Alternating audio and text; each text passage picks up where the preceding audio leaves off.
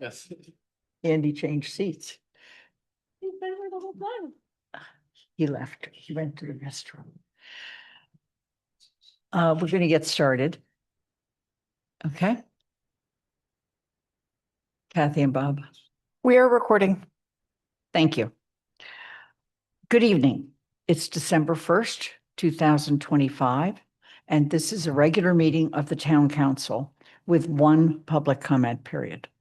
Chapter 2 of the Acts of 2025 extended through June 30th, 2027, the ability of public bodies to meet in a fully remote or hybrid manner. This law allows us to continue holding meetings remotely without a quorum of the council physically present at the meeting location. However, 10 of us are actually in the town room tonight. This meeting is accessible in real time by Zoom, by phone, and is a live broadcast on Amherst Media Channel 9 and live stream. Please be advised that this meeting is being held in person and that the remote access option is provided as a courtesy only. In the event of technology issues with the remote connection, the meeting will continue in person as scheduled, as long as there is a quorum of the council in the room or available by technological means to continue the meeting. Given that we have a quorum of the council present, I'm calling the meeting to order at 6:32.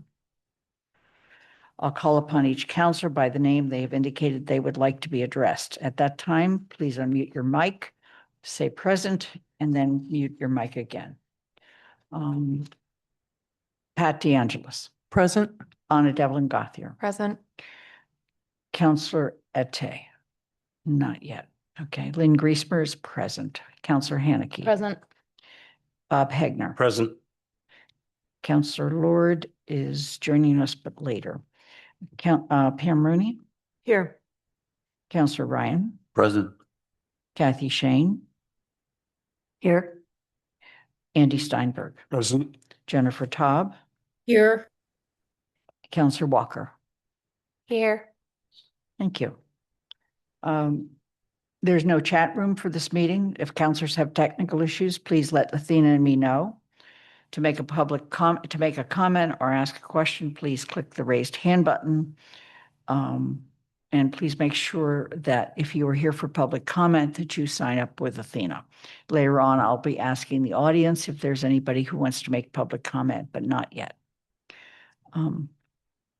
I'd like to extend a special welcome to Girl Scout Troop 65231. Some of them are in the town room with us, and some of them are on Zoom. This is the second part of a two-part orientation to local government, specifically about the town of Amherst. It's part of their Democracy for Junior badge. And yesterday, this 8-girl troop and their chaperones met with Vice President George Ryan, Angela Mills, who's executive assistant to the town manager, and community participation officers, and myself in this room. We conducted a mock council meeting and toured the building and had snacks. I especially want to thank Angela Mills for her inspiring presentation about the town of Amherst and our government. In terms of announcements, we have 2 more council meetings this term. One is on December 8th and the other is on December 15th. Both are at 6:30.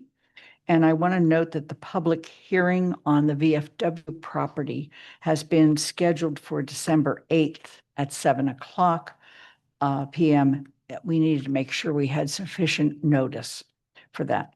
There are other committee meetings coming up in the next week or so. And I also want to mention that we do the Merry Maple lighting on this Friday from 3 to 6 p.m. right outside the building and on the town common. There's no hearing tonight, And we're now going to move to general public comment. Anyone wishing to make general public comment who is in the town room, make sure that you've signed up with Athena, who's over here. If you're on Zoom and you would like to make public comment, please raise your hand at this time.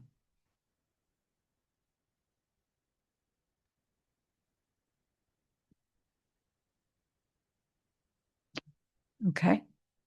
Athena? One, thank you. There are none on Zoom, so let me just say public comments are on matters within the jurisdiction of the town council. Residents are welcome to express their views for up to 3 minutes. The council will not engage in a dialogue or comment on a matter raised during general public comment. Public comments are not reflective of the opinions of the town council. Please come forward, Jennifer.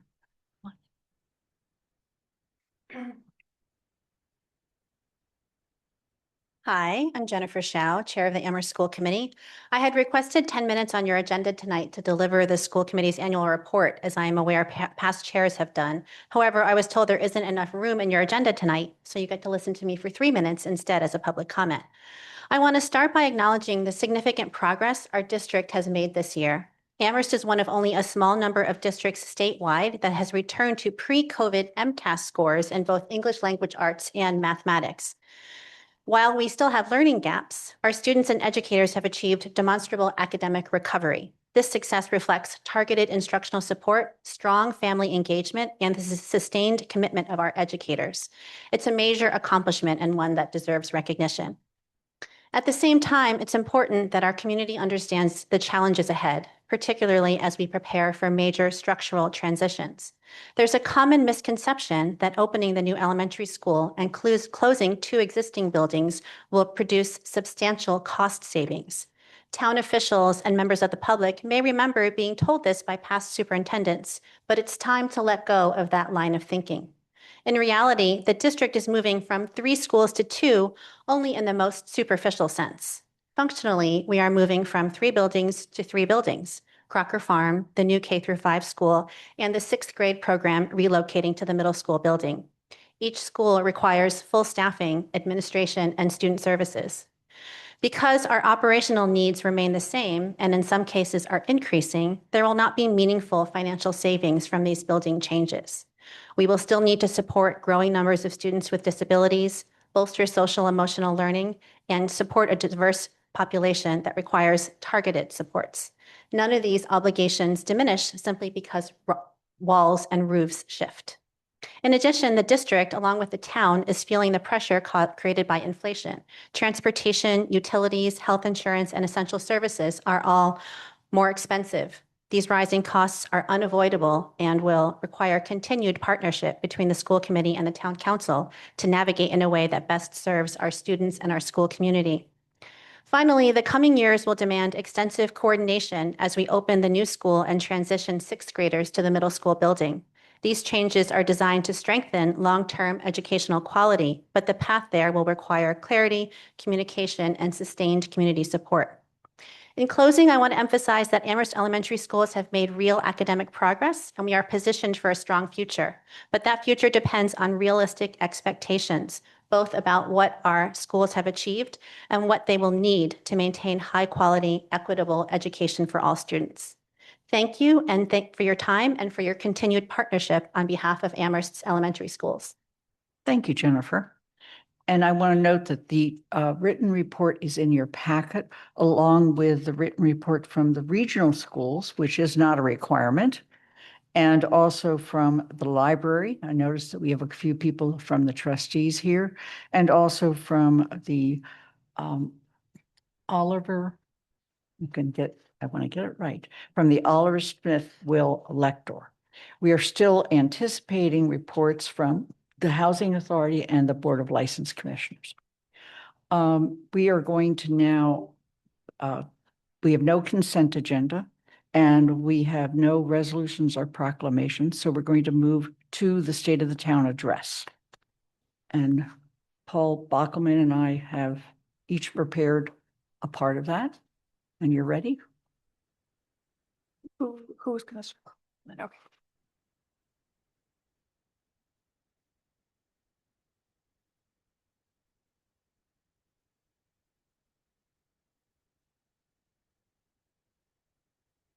This is the 7th annual State of the Town Address. Next slide. It's required by the charter that both the town manager and I will make a brief presentation, and the slides will be placed in the packet. Next slide. Our 13-member council includes 3 at-large members and 10 district councilors, 2 for each of 5 districts. Next slide. And our council works hard. In the past year, we've held 31 meetings. I think that's a new record, unfortunately. We're members of 4 and there are 4 standing council committees and 2 townwide committees. In addition to that, district councils hold at least 2 district meetings each, and sometimes more. And we've held 8 public forums and 8 hearings. Next slide. Councilors also serve on building committees, responding to emails, more than we can count, and they have passed 25 resolutions, proclamations, and citations. Next slide. Sometimes there's a few things that are out of the ordinary. For example, in addition to regular meetings, we often testify before the state legislature.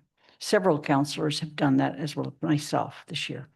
We've met with the school committee, and this year we've begun actually discussing budgets in advance of budgets being presented. 3 councilors serve on statewide mass municipal committees: Andy Steinberg, Mandy Jo Hannigy, and myself. And we provide some civic education to, for example, the 8 4th graders that are with us tonight from the Girl Scout troop. And then a group of us also were part of talking to the 8th graders at the middle school. Next slide. 2 of our biggest events this year, we're cutting the ribbons for the North Common, the Centennial Water Plant. Next.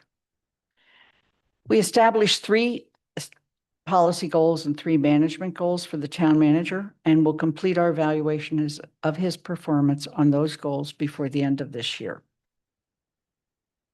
We've adopted or are in the process of finishing the adoption of 4 actual bylaw changes. 2 that deal with zoning, and the others that deal with accessory dwellings and inclusion and public urination and defecation, quality of life issues. The only policy we've dealt with this year is one that we're still working on, and that is a change to our public way policy.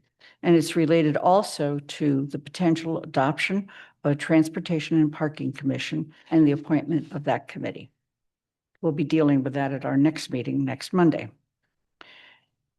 And we have to ask that the next council that will be sworn in on January 5th to continue work on additional bylaws, regulations, and policy, including waste hauler, solar and battery storage, streetlights, charter revisions, resident oversight board, and human rights bylaw. Our major capital projects are actually in good shape, and something we're very proud of. The new elementary school will open this coming fall on the old Fort River site. A renovation expanded library will open soon after that. The renovations to the Bang Center begin to show our commitment to our seniors. And although we will soon appoint a Department of Public Works building committee, we still have to address our fire and EMS building and staffing needs and our roads and sidewalks. We have made some improvements in the area of public spaces and look forward to more progress in the future, including looking at speed limits in other parts of town.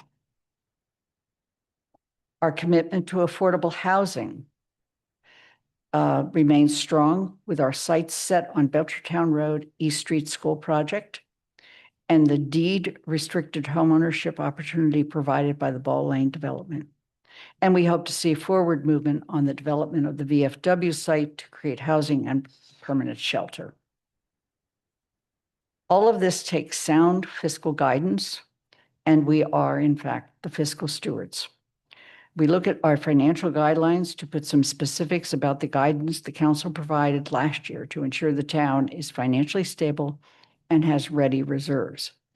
I think it's a strength of this council and something the public will want to hear, that their elected officials are paying attention to the bottom line.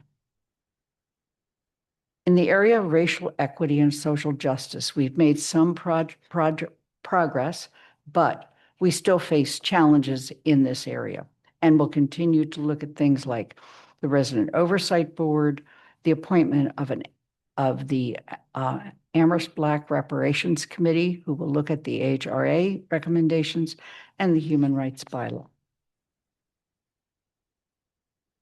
We've refiled and have actually attended hearings on 3 special acts before the legislature: ranked choice voting, the fee on transfer of property, and extending voting rights to lawful permanent residents for municipal elections.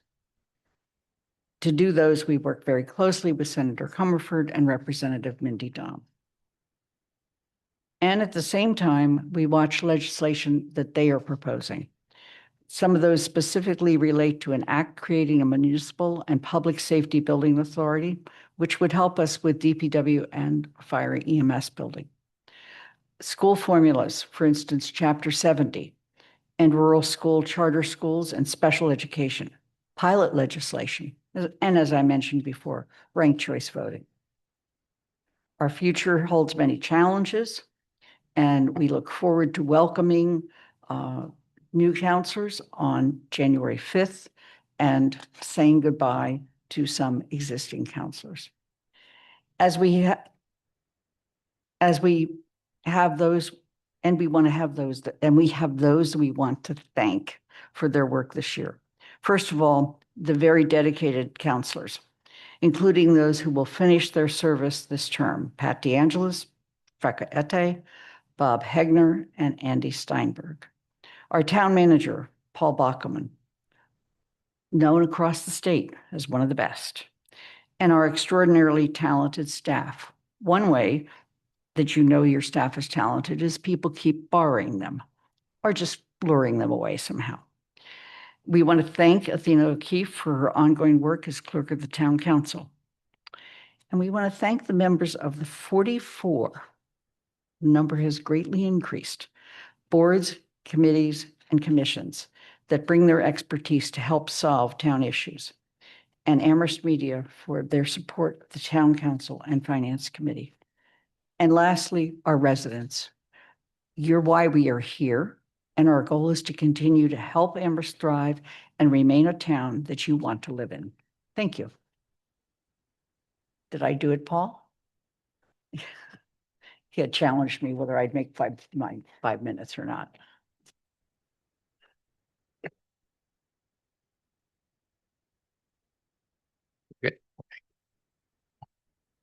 So some of this will be, you'll hear similar themes in my presentation. So this year, as Lynn mentioned, we had a lot of groundbreakings, topping off ceremonies and ribbon cuttings.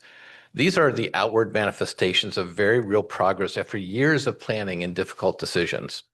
And while we celebrate these milestones with great pride, there are no ceremonies for our day-to-day work, like tonight, possibly when our DPW workers are out at 4 a.m. plowing snow or treating icy roads, or when our town clerk is making sure our elections are held fairly, or when our IT department is on their computer monitors warding off dozens of cyber attacks daily, which is true, or when our teachers are delivering lessons, reviewing homework, and preparing for the next day's classes. I salute my colleagues and thank them for their work. The recent devastating fire on Olympia Drive revealed the quality of our employees, how they work together, how our leaders led, and how we as a community rely on each other for our safety and security.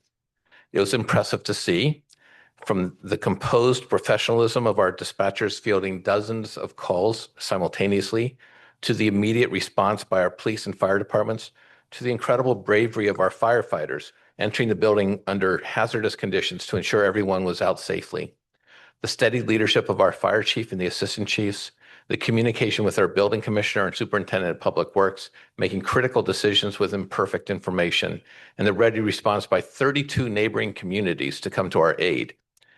It was remarkable and exemplified the very best of public service in the spirit of mutual aid. And so tonight I want to express my gratitude. Next slide. But the question tonight is, what is the state of the town? To that question, I have a resounding answer. The state of the town is strong. We're moving forward with purpose and clarity, and we're holding true to our values. Over the years, I have aligned the town's budget and the work with the and our work as staff with the goals adopted by the town council. I'm pleased to report that we have accomplished or made significant progress on every one of the town council's major goals as detailed in my self-assessment. Next. So these are the buildings we want to talk about. Our new net zero energy school is under construction and on schedule, despite the need to overcome a bid protest that created significant delays in getting started. We are on budget and on track for the school to be open for the school year beginning in September 2026. Our Jones Library addition and restoration overcame multiple challenges, including the clawback of $1 million by the federal government, but gained final approval, permitting, and funding, and construction is well underway. This project is also on budget and on schedule. The town's $15.8 million investment will produce a building project valued at $46 million. We will soon have a new track and 2 fields available to our student athletes and to the general public at the regional high school. And if you haven't been by, please go by and see how beautiful this facility is. It's not open to the public yet, but we're working hard to get it open. A lesser publicized project is the completion of the town's Centennial Water Treatment Facility.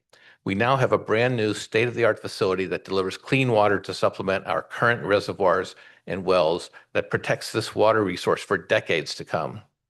And to many, no project has been more transformational than the renovation of the North Common.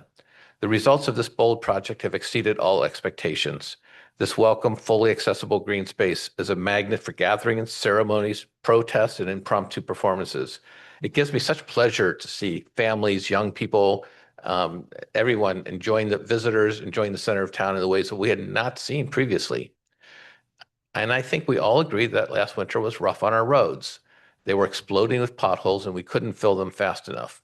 I heard your comments and complaints, and we're determined to do better. Our roads are a high priority and need greater investment, and town residents need better response. We will present a financing plan to the town council early in the new year to address this over multiple years. But this summer, we did see a lot of work done on roads. We paved the main intersection downtown as a complementary piece of the North Common. We also paved South Pleasant Street, College Street, Pomeroy Lane, West Bay Road, Southeast Street, and the North Pleasant Street sidewalk. And we began construction on the Amity Street University Drive roundabout, which we worked with the university and secured a $1.9 million MassWorks grant from the state to make sure this project got started, and this work will extend into the new year. Next. Amherst is one of the first communities to achieve the climate leader designation from the state. And so we have made a lot of progress on our climate action efforts as well. So being a climate leader is the first one, which opens up additional grant opportunities for the town. We implemented this new stretch energy specialized code, which was adopted by the town council in 2024. And the Valley Green Energy Community Choice Aggregation launched in the last year.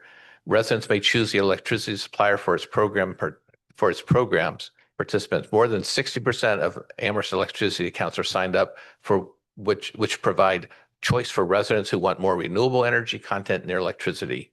Rates are currently locked in until November of 2026.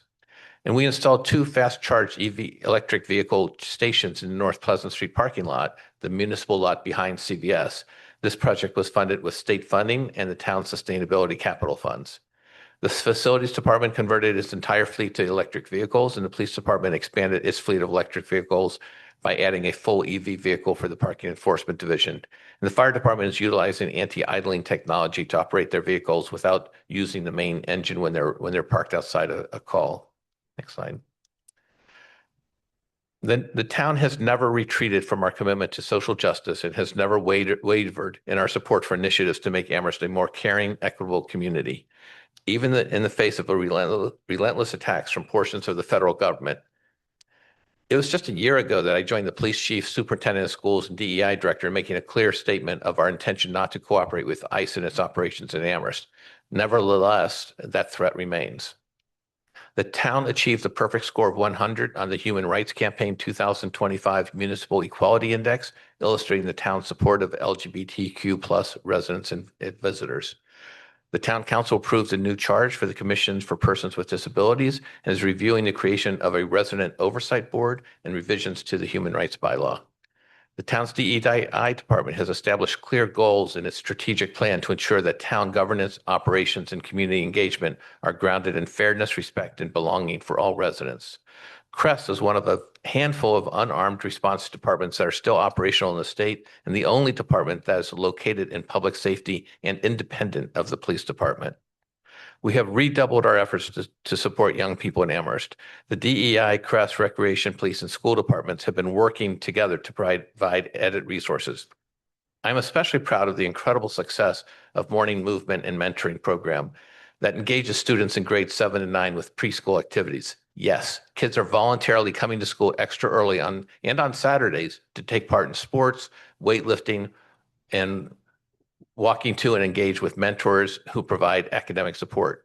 This fall, 60 students were registered. About one half received IEP or Section 504 support in school. About one half are eligible for free lunch. This program and the companion RISE weekend program supports students as they attempt to navigate the complex intersection of race, leadership, and community engagement. Next slide. The need for housing of all types is a goal of the town council. The housing production plan defines a suite of strategies the town can consider and affirms housing goals the town should aspire to. The goals of the housing production plan are laudable. Create more diverse and inclusive housing types for all residents, especially seniors, families, students, and the workforce. Streamline housing development by reducing regulatory barriers and promote the missing middle housing. And this is, I believe this is on your agenda for tonight. And we also, for actual development, we have actual projects under construction is the Amherst Community Homes Project in North Amherst. It's a 40B cluster development building 30 units that are designed for first-time income eligible homeowners who will, with incomes between 80 and 100% of the annual median income. This project has received an investment of $1.5 million in CPA and housing trust funds from the state and $8 million from the state's Commonwealth Builder. And it's really designed for it's a program to help homeowners gain equity. We expect to open the units in February of 2027. So as you think about affordable housing, you have things under construction, things that are in the pipeline. So in the pipeline, we have developing a dual site project comprising 78 units, 31 units at the former East Street School, which is right across from the Fort River School, and 47 units at 70 Belchertown Road. Of these 78 units, 68 will be permanently affordable. And the Wayfinders aims to complete this project by 2028. Also in development is a permanent year-round shelter with transitional housing and supportive services at the former VFW site at 457 Main Street. The next step for this project will be before the council next week when you're asked to authorize me to seek development partners. And then the exploratory phase, there are potential developments at the South Amherst School and Hickory Ridge. We are responsible for a $100 million budget. It's a lot of money, but it isn't enough to meet all of our needs. I'm fierce in ensuring our budgets will always be balanced and our financial standing is never in question. Our finances are strong because we have made the hard choices to manage our funds wisely. I know people are tired of hearing about our bond rating, but it's the one metric that measures our performance against the performance of every municipality in the country, and we excel. The tools of our success are basic: strict budget management, including controlling the number of employees and benefits, strategically building our reserves to both take on large projects and to protect the town's operations during economic downturns, smart debt management, which is crucial now that we have 2 of our 4 major capital projects under construction, and financial policies that are a model for other communities. Next slide. But our success as a town is not simply fiscal. I can attest that the town is extremely fortunate to have one of the best management teams in the state. Today, our new Planning and Economic Development Director, Jeff Bagg, began his duties, as did our new Comptroller, Tanya Wadowiak. They joined Finance Director Sean Mangano, Fire Chief Lindsay Stromgren, Town Clerk Amber Martin, and Director of Senior Services Lisa Borchetta as new leaders this year. We ask people to, next slide. We ask people to do difficult jobs in the public eye, easily criticized by those who don't understand the challenge of getting things right. A colleague likes to say, go hard on the issues and easy on the people. I think it's the attacks, much more than the actual content of any disagreement, that can make town employees and those engaged in the civic process feel undercut and discouraged.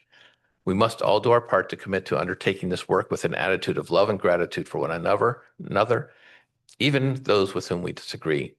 In conclusion, I hope you recognize that town staff and I delivered superior performance to the town in 2025. I thank the town council for the opportunity to serve you and the people of Amherst. Thank you, Paul. I just again want to note that the school committee, Jennifer Shao, has submitted the annual report as required. The library trustees have also done so, and the Oliver Smith Will Elector, who is Judith Swain, she's in our Zoom audience, have done so as well. And the regional schools shared their annual report. We are going to move on to action items, but I'd like to take a pause. And if any of the Girl Scout troop that is here would like to continue, we're more than glad to have you. But if you'd also like to make your evening shorter and go home, please feel welcome to do so. Okay. We're going to move on to action items, which in this case includes a proposed zoning map change.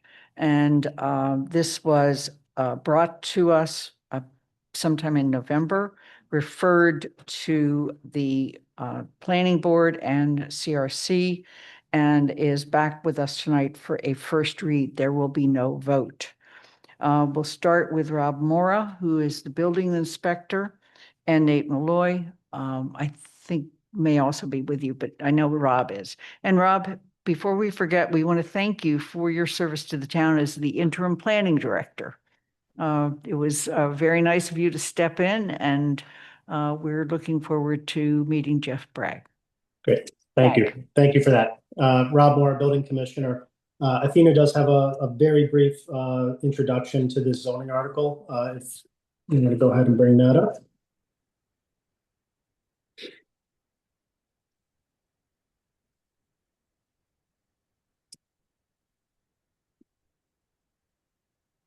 Thank you. This is the Main Street BN zoning district expansion. Next slide, please.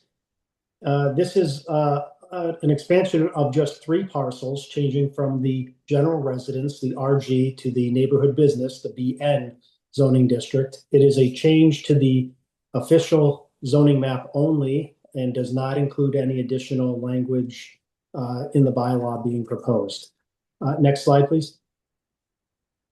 This ran on a very short schedule with presentation for referral on October 20th.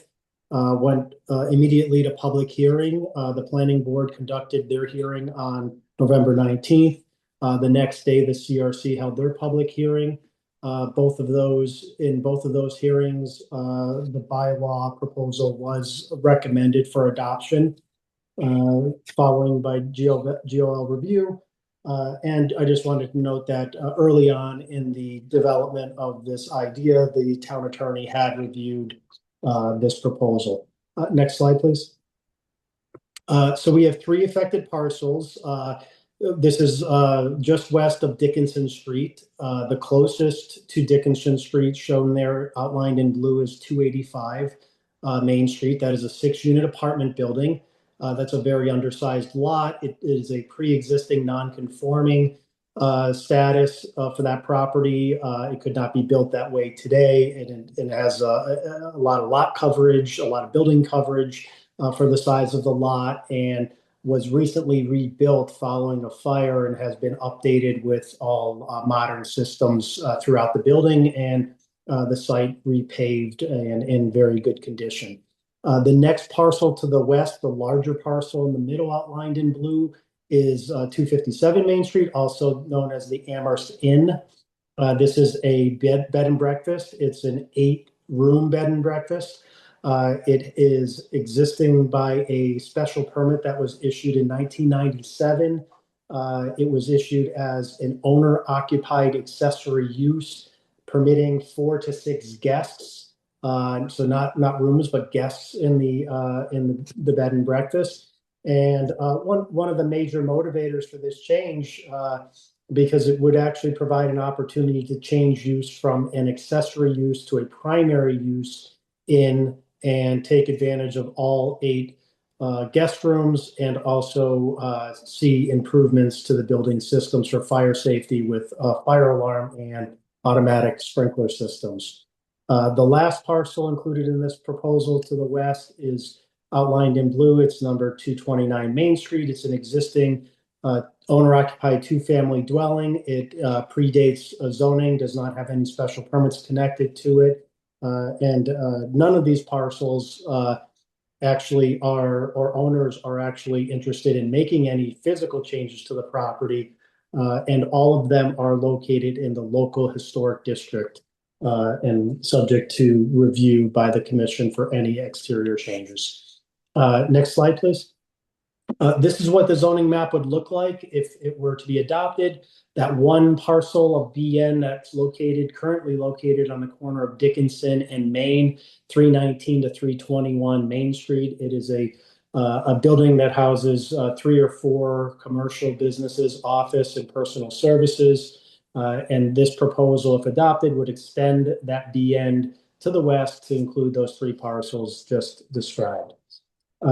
And that's it. Next slide. I'd be happy to answer any questions. Are there any questions of Rob at this time from the council?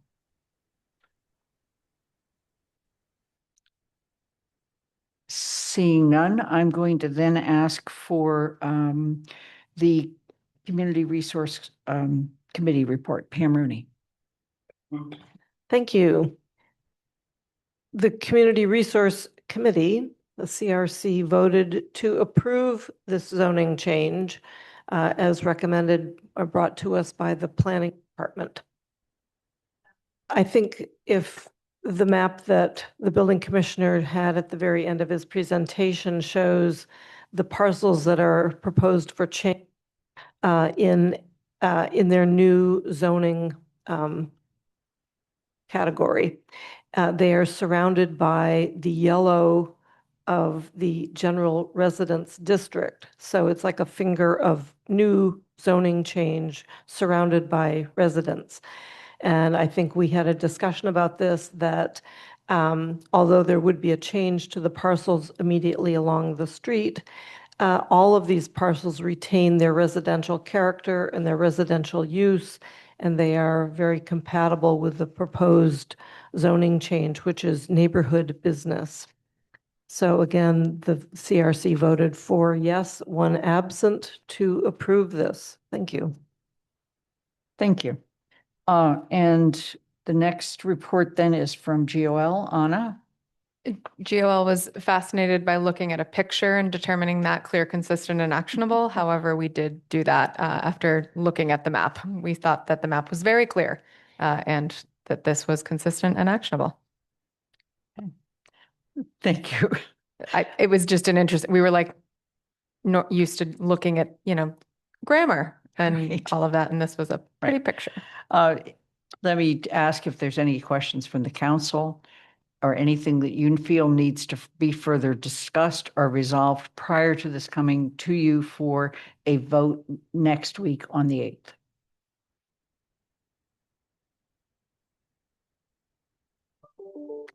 Okay, seeing no questions, then we will bring this back up for the second reading and the vote on the 8th.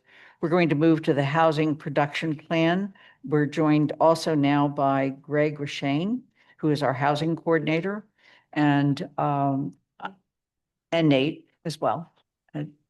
And I'm going to begin this by placing the following motion on the table and seek a second to adopt the housing production plan as submitted by Barrett Consulting. Is there a second? Second, DeAngelis. Thank you.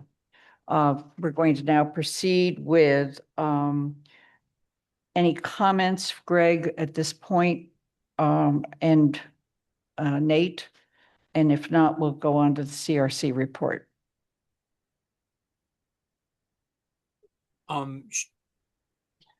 Sorry, Councilmember Gressmeyer, were you hoping for some staff input?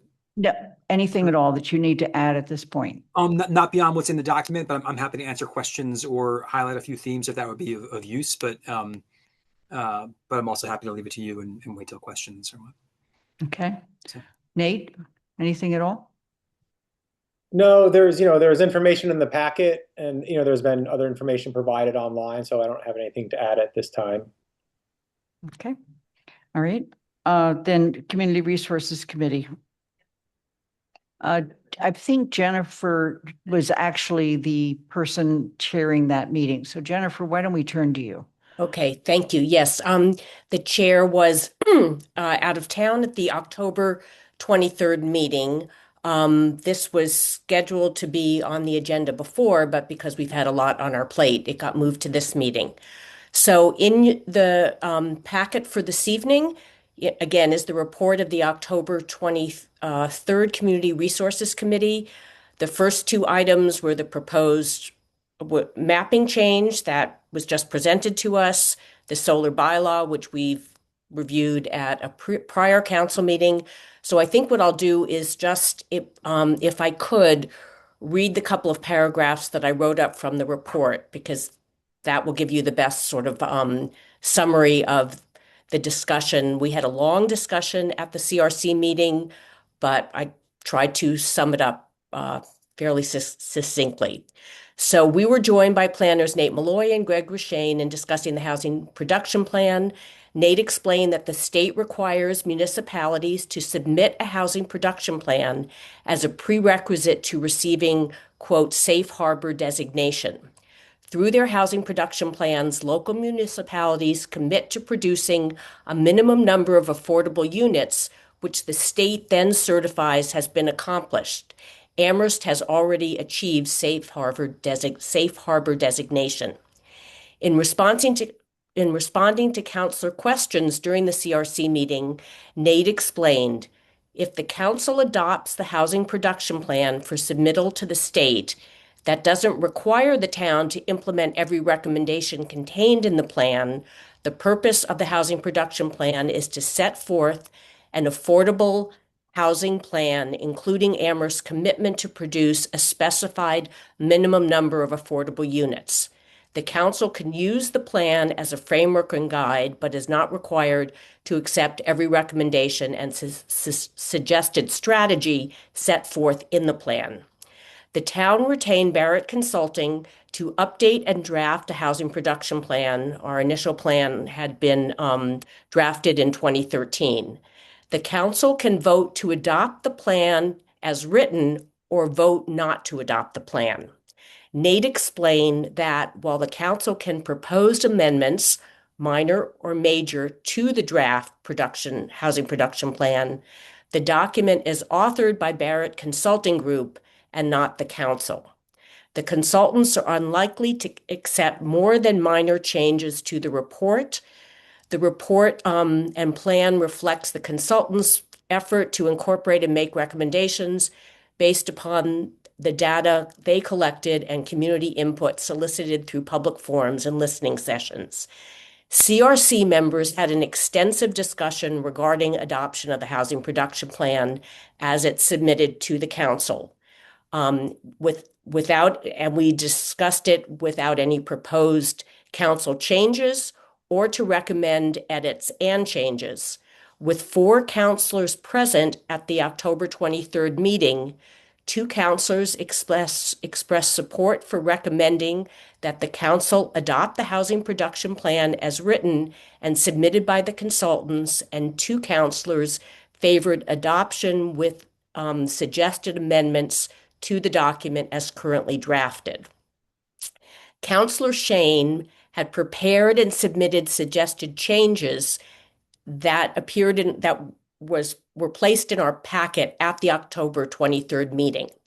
So we had not had a chance, the CRC members, to review Councilor Shane's suggestions, and it was a fairly extensive, very well-crafted document. We didn't have a chance to discuss it, those comments prior to the October 23rd meeting. So we had a long discussion about whether we should wait to vote on on recommending or not recommending adoption of the housing production plan to the full council until our next CRC meeting, after we had a chance to read and review Councilor Shane's suggestions and analysis. And we decided a motion was made and it was approved to go directly to a vote. So the motion was that we would vote to make a recommendation to the council or not recommend, but that we would not delay it to a subsequent CRC meeting after we'd had a chance to review Councilor Shane's packet. So after some discussion, the motion was made, and the motion, since there were only four councilors present, the motion passed with the motion to recommend that the full council adopt the housing production plan. It passed with 2 councilors voting in favor, 1 opposed, and 1 abstention. So Councilor Shane's analysis and recommendation are in the council packet tonight. I believe they were actually in the packet for a couple of meetings ago when the housing production plan was on the council agenda. So I hope that you've all had a chance to read Councilor Shane's recommendations. If I could, would like to call on Kathy to, maybe share some of the highlights or a summary of her comments. And again, we can discuss, well, this is really for you, Lynn, to handle, but we can discuss tonight whether we would like to make any recommendations to the housing production plan or not. Thank you. Kathy Shane. Thank you, Jennifer, for that introduction. Those of you who have looked at my comments realize that it goes on for pages, so I'm going to try to just do a really brief summary highlighting some of the areas that I think deserve consideration for change. What Jennifer didn't mention is that we understood the consultants had finished and that they're not likely to make changes, and it's their report. So I do think this would be a report that the council is sending to the state. So it is also our report. So it's worth considering whether we want some changes and some of the report. I want to start by saying the data section of this report, I think, is excellent. It's a wealth of information and it'll serve us well. Hopefully, it will continue to be updated. I just want to focus on what I think happens in the executive summary that misses some of what was in the body of the report and changes the tone.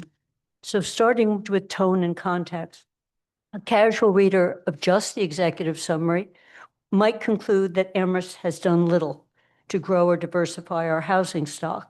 It's quite slanted compared to what you find in the data section. In fact, I think if we removed the paragraph, copied the paragraph in 2 places that occurs on page 6 of the main report and had it be the start of the executive summary, it would change the tone considerably. And I'll just read that paragraph. This is in the report, but it happens after the executive summary. Amherst has emerged as a model for progressive housing policy in the region. The town has actively worked to diversify its housing stock, increase affordability through zoning reform, building capacity, and targeted development initiatives. The town has also embraced partnerships with regional planning bodies, academic institutions, and nonprofit developers to create affordable housing, particularly for low and moderate income households. That is a paragraph in the report that I wish the report would start with in the executive summary. I think there's an overemphasis on students, is my second, that could be softened, including note that UMass itself can invest in public-private partnerships on their campus. This is dismissed as not practical, even though we know that one has happened and they could do more. Third, on affordability, Amherst is not alone in facing high and rising housing costs. New construction is expensive due to the cost of supplies and also our building codes. The report notes this dynamic in the body of the report, but the executive summary doesn't highlight this finding. In fact, the report seems to assume that somehow if we would increase supply, we would get more affordable rents and homes. The history of infill and low and taller buildings in New York City and other urban areas, which have in fact intensified, provide vivid examples that housing market density alone does not improve affordability. There are good parts of the report that talk about what the affordability will require subsidies. And probably reducing the number of cost burden will require subsidies. The authors don't make this as clear in the executive summary as I wish they would. Amherst municipal resources are limited. The data section notes that we're using CPAC. We've already done the maximum on the surcharge of our income tax. A lot goes for housing. The summary does not provide this information, nor note that more financial incentives are going to be unlikely given the town is already living with stressed budgets. Fourth, there is little discussion, little to none discussion of infrastructure. When you build housing, you need infrastructure to support denser housing, roads, sidewalks, water, sewer, ambulance, and fire. We just saw with the fire what happens with a very tall building, the amount of water supply, the pumping ability. We need to be thinking of infrastructure when we talk about housing. It's not just you build it and you don't have any other investments. There's a conclusion that somehow we've been falling behind on what's called the missing middle. These are smaller than very large buildings, multi-units. It doesn't note that a major finding in the report is that Amherst has a much higher share of small multi-unit dwellings than the surrounding area. We are a leader. There is a diagram that the authors provide of all the types that would be considered missing middle. Then they don't count our townhouses and our condominiums when they're doing their counts. I'm not sure why. They said they're just going to do a subset. They point to slower growth since 1980 than the years before, but it doesn't talk about the years before 1980 go back forever. It's not too similar time. I think they should just delete that sentence. We might all want to focus on the missing middle and build it up, but it's not missing because we haven't been making progress. And finally, in terms of main things, I think the target growth is set too high. If we look at what we've been able to do in the last 5 years, which has been remarkable, I think it would be reasonable to say if we could do that well in the next 5 years. I've also pointed out, at a more minor note, was a survey done of about 344 people. Bullets are these little bubbles that float throughout the report, and they look like they're major findings from some data source. In fact, it's just this survey. And some of them, if you look at the question that we're asked, I think aren't fairly representative. And I would just delete 2 or 3 of those. And I've suggested which ones in my summary. So that's what I just wanted to focus on those higher level. Without some changes, I'm not going to be able to vote to support this report despite the excellent work on data. I think the message we need to be clear about is that this is going to be hard, and we have been doing a very good job, but we need to do more. And I would encourage us to try to do some significant edits, at least in the executive summary. Thank you. Are there other councilor comments?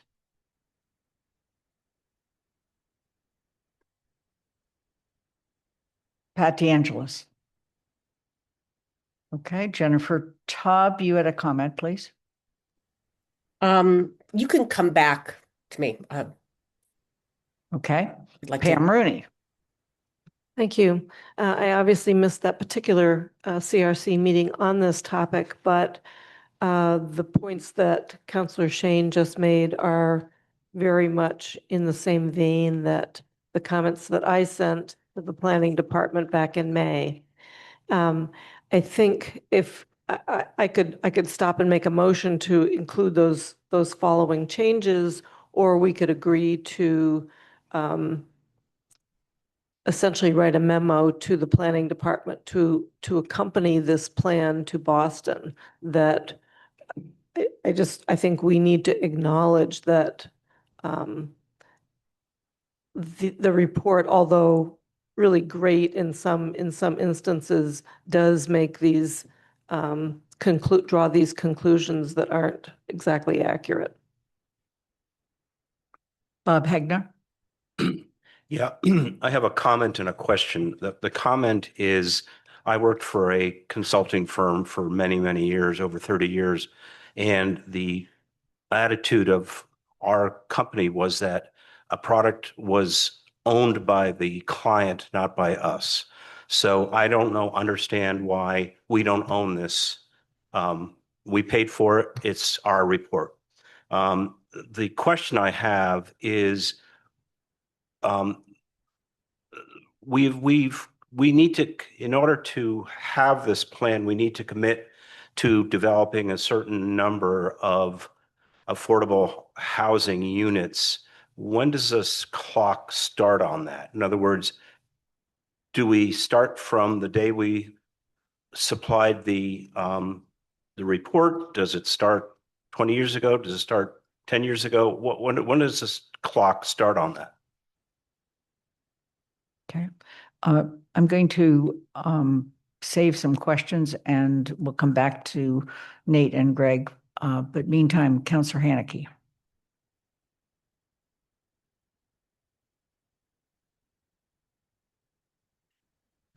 When we come back to Nate and Greg, I'd like them to discuss and talk to us about what the planning board's discussion was, what the planning board's vote was, what the use of a housing production plan is, and why it needs submitted to the state. The planning board has to adopt this too. Any changes we make need to go back to the planning board. If we don't submit something to the state, my understanding is we might not be eligible for state funding. There is a disagreement in CRC, which is coming up here at the council as to basically what type of housing we need to build and how dire our housing situation is and how to solve that housing situation. And that is what is showing in the comments that were made in the report and the vote at CRC to recommend this. It is clear the council has a very big disagreement on how we address our housing crisis. But we need to admit that we have a housing crisis and that everything in this report will never be agreed upon by everyone on this council. We hired experts to tell us and recommend to us what we need to do. Not everything in there is something I want to do. Not everything in there is something that someone else on CRC wants to do. We have to then talk about what we want to do, but we cannot deny the fact that this report says we have a severe affordability crisis in this town. Making changes because you disagree with how the consultant summarized all of that information and you'd like to see it said one way or another is really just a disagreement about what our housing crisis is. There are things I'd like to see in there, but in the end, the consultant summarized our problems in town pretty well. And I think we need to just adopt this plan as is and move on instead of fighting over the language in this plan, move on to discussing how to actually implement the strategies and choosing which strategies we should as a council be working towards implementing. Because discussing and fighting and bickering over the specific language in this housing production plan does not move us to getting more housing created. It just delays our ability to actually address the issue. I'm going to pause and actually ask if we could go back, Nate and Greg, to report from the planning board. Sure. So the planning board reviewed the plan at a few different meetings over its development. So, they looked at the needs assessment and some of it at one point and had some comments, and then they looked at it, in its final draft, earlier this year. They focused on what they thought were strategies more relevant to the board themselves. So they didn't look at, they thought some of the ideas related to land use and certain housing production goals. They focus on that. So there's, about a dozen strategies and objectives there. They didn't look at all of it, right? I think they understood that, the plan puts a lot in there and the town's not obligated to implement every strategy and objective in the plan. And so, they had questions as well about, what's the need for this plan? What's the framework if we're already at safe harbor? And they generally a lot of questions, but in the end, they supported it because they thought it did provide ideas and framework to move forward. And so, it's not specific. So if we like the idea of middle missing housing, what does that mean? It doesn't give us a density or a number of units per development or per acre. That's something that would be discussed after the fact. And so I think they thought that, as a general document, it worked. And so they weren't worried about, changing some of the, the nuance of it. And they realized that the data can be imperfect in terms of how many students are there living off campus, right? It's really hard to collect that information between the census and other data groups. And so they didn't really, I think they acknowledged it, but they didn't necessarily recommend big changes to the document because of that. They thought that, there was enough there to work with and to have ideas and move different, zoning measures or financing measures forward. And so they voted to recommend it. Okay. Thank you. We're going to go back to comments. Jennifer?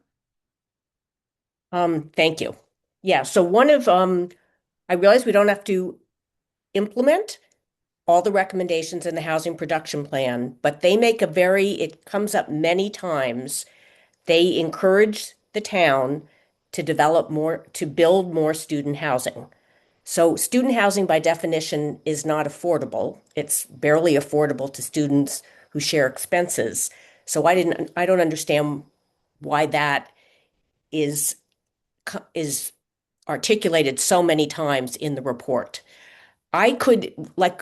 One request I would have is where it says that they recommend that the town they urge us to build more student housing, we could add the 3 words, including on campus. At least it would put that idea out there.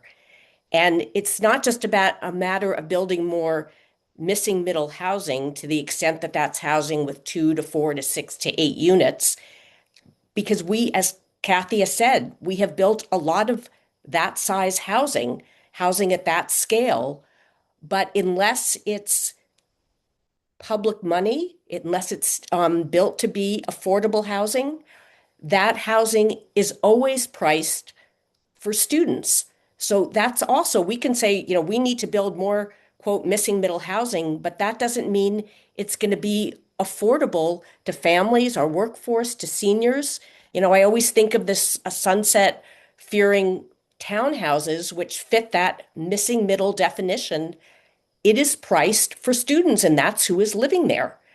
There are no 3-bedroom units. The 2-bedroom units are over $3,000. The 4-bedroom units are $4,200 to $4,500. So just saying we need to build more housing, also as Kathy said, does not mean it's going to make it more affordable. So my concern was all the emphasis on building student housing without even mentioning that that could also be on campus. Because again, we know that that's not going to be affordable. And if we are going to change regulations and permitting, which I think we should absolutely explore doing, it should be, which also the report doesn't mention, to incentivize building housing that's affordable to the families and our local workforce and our retired community, the people that we need to build housing for.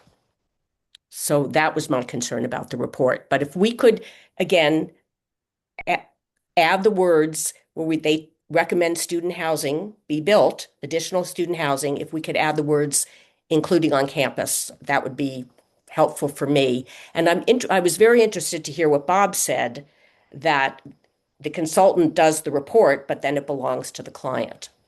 So I think that's something, so I don't know I know where it came from, but has it been verified that the council cannot recommend changes? Because we change every document that comes to us, including documents that are recommended by the planning board. The council can still make changes.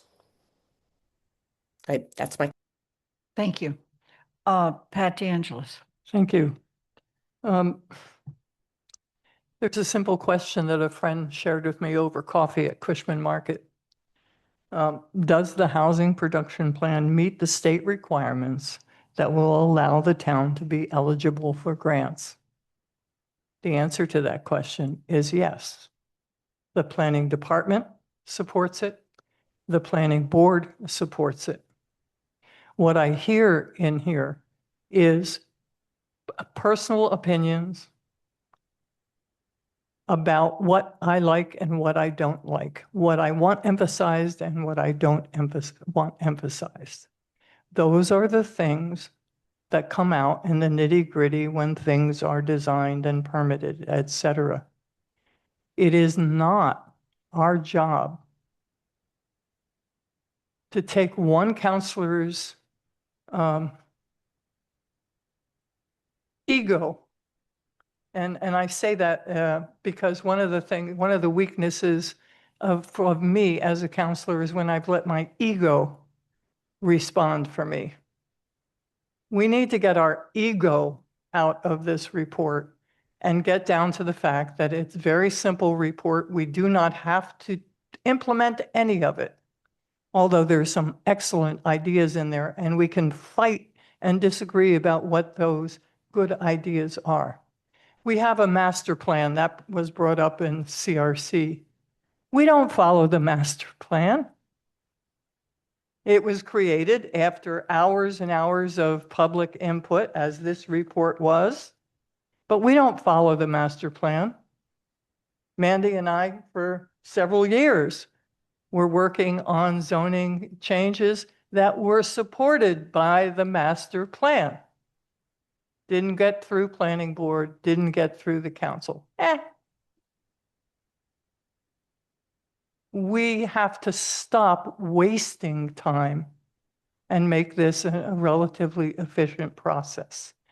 The planning board voted 6-0 to adopt. There was a 12-month process of public forums, workshops, group and one-on-one interviews, surveys of hundreds of residents. And now a couple of counselors want to change what's emphasized because they don't like it. That's a waste of our time, and our time is precious. Councillor Ryan. So these disagreements, and we've heard them before and we'll hear them again, about what direction we should go in, what strategies we should adopt, what the problems are, how they can be solved, are going to continue, and that's a healthy thing.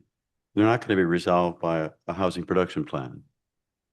Whatever's in it is not going to resolve those difficulties. They'll be resolved as they should be by this council and by the planning board, working with the planning staff, as we think our way through what we think would be the best options and strategies to address the housing crisis.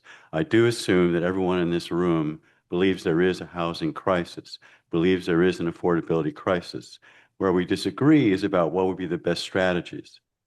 What Barrett Group has presented us is with a menu of options. And it's like any menu. You look at it and you pick out the items that you think make the most sense. But the assumption is that you're not going to eat everything on the menu. If you go back to the 2015 plan, which I'm sure none of you have read any recently, it too had all kinds of things in it. How many of those were actually accomplished? Very few. It's aspirational, and there are things in it that some of you say, I don't aspire to that. There are things in it that some of us, we say we do aspire to, but the production plan itself is not going to resolve that. We could spend hours trying to edit this document. Even CRC apparently didn't have the stomach to try and do it. And now they're throwing it to us and saying, well, why don't you edit it? Why don't you take out this sentence? Why don't you move that? Why don't you do this? That it's just, we don't have the time for that, and it's not going to produce what you want anyway. What we will have to do in time is look at these options and these strategies and make a decision for ourselves about what we think is best. And that won't be easy, but it'll be done by us and by the planning board, working with staff, not by Barrett Group and not by a production plan. This plan will allow us to move forward. It will allow us access to badly needed funds, but it will not make decisions. It will not decide strategies. That's something that this body will do.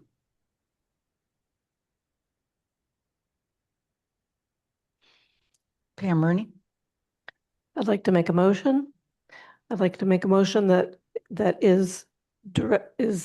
addresses three very specific things. And then I'll speak to it if I could make the motion. I move that we add the phrase including on campus as suggested by Counselor Taub, that we delete the bubbles that were suggested by Counselor Shane, and that we move the paragraph from page 6 to the executive summary that was suggested by Counselor Shane. These are very simple things. It would allow me to endorse this document more fully, and we might even get a unanimous vote on this document instead of a split vote. That's not part of the motion. Is there a second to the motion? Second. I'm sorry. Can I speak to it? Point of clarification. None of these are specific. Where does the paragraph get moved? Where do including the campus get added? Page number, paragraph number, all of that needs to be in the motion or else we can't address it. I would agree with that. So we need a document that shows where the changes would actually exist. Then that would have to probably come back next week to the council So then in that case, you would want to. so that I can be specific, because I haven't seen Kathy Shane's text, but it makes a lot of sense. Um, I don't want to take up council time doing the editing as we sit here. Unless there is a specific edited document, I don't see how the council can deal with a motion. If you would like to bring the motion back at a different time, then you can use that option as a counselor to postpone it to a time specific. Will we be discussing this topic at another meeting? If you delay it to the next meeting, then it automatically goes on the agenda for the 8th.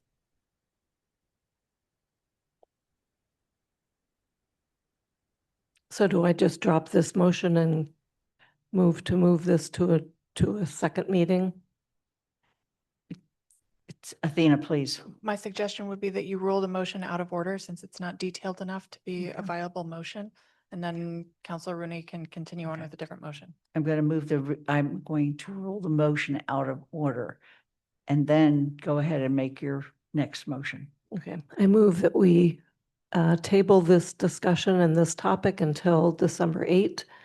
And I'm not going to give a specific time. Okay. Is there a second to the motion to table this till December 8th?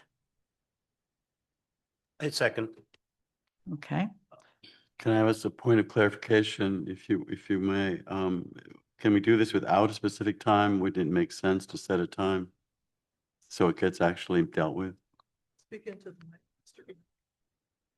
I'm sorry, can we have a specific time? Is that, We can have a specific time. If we move it to that agenda, it usually is taken up as the first item that for is what under I, actions. right, okay.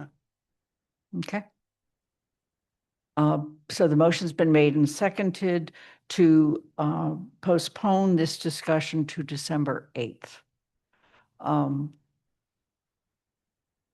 Is there any discussion on the motion? Point of order, Madam President, I'm Yes. sorry. Why are we voting on this? Why isn't it just a motion to postpone to a date certain? Councilor Oh, Rooney, it is a motion to postpone to a Yeah. date certain. It is the motion to postpone. So that's not debatable, correct? It's not votable No. either. It's just, it is votable? It's debatable? A motion to postpone? Yeah. Council motion can to- postpone any item if they wish, if they, Councilor- I'm sorry. Councilor Ryan, Hold on.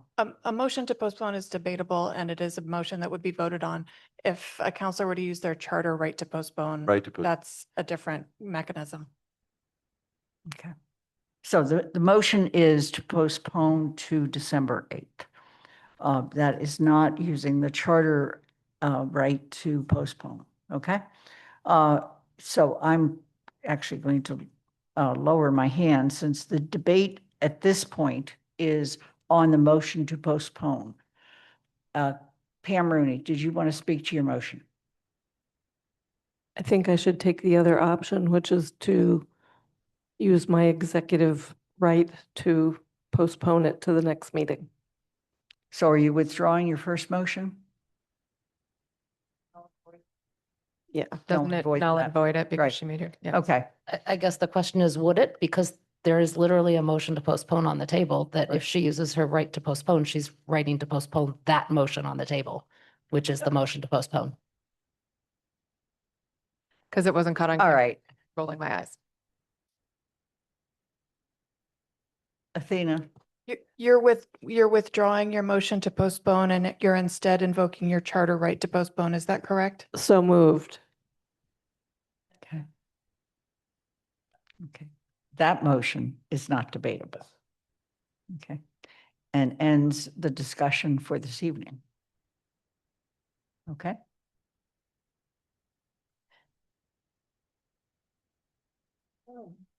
We're going to, that ends the discussion for this evening on this question. I had a question that wasn't answered, which is when does the clock start ticking on when we have to develop? I will more? ask that the response to that question come back for our next meeting.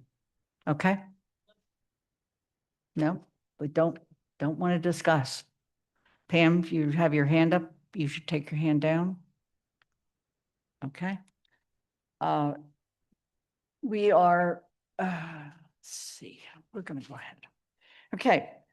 The next item on the agenda is the town manager evaluation. In your packet since Wednesday is a draft of the content. Today, I was able to obtain the numbers that allowed me to fill in things like background and method. None of the stuff that I filled in today is kind of debatable, if you will. It's just the background that had to be put in. So the debate is really about whether the present document, which was shared with you on the 26th of November and dated as such, is acceptable. And if so, we need a motion and a vote. And the motion is to adopt the 2025 Town Manager Performance Evaluation as presented in the evaluation memo dated November 26, 2025. Is there a second?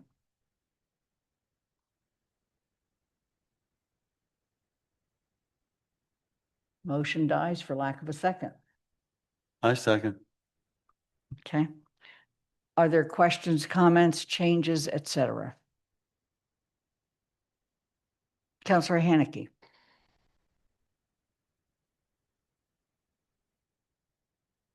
I guess I don't know what to do. I was quite disappointed to see this draft because I don't think it really addressed some of the concerns that we had talked about last week, was it? 2 weeks ago? I don't even know when it was. 2 weeks and- ago. So in reading this, there seem to be sentences that aren't complete. In that sense, it's not even like, to me, a document that is complete. We got a draft before, in the packet that didn't even have sections that I know you just addressed. Yeah.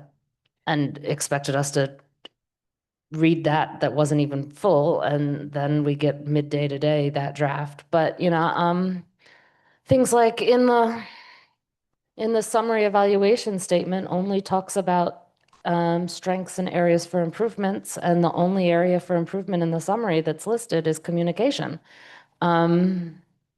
When there were others in the document that could have been summarized that weren't listed there.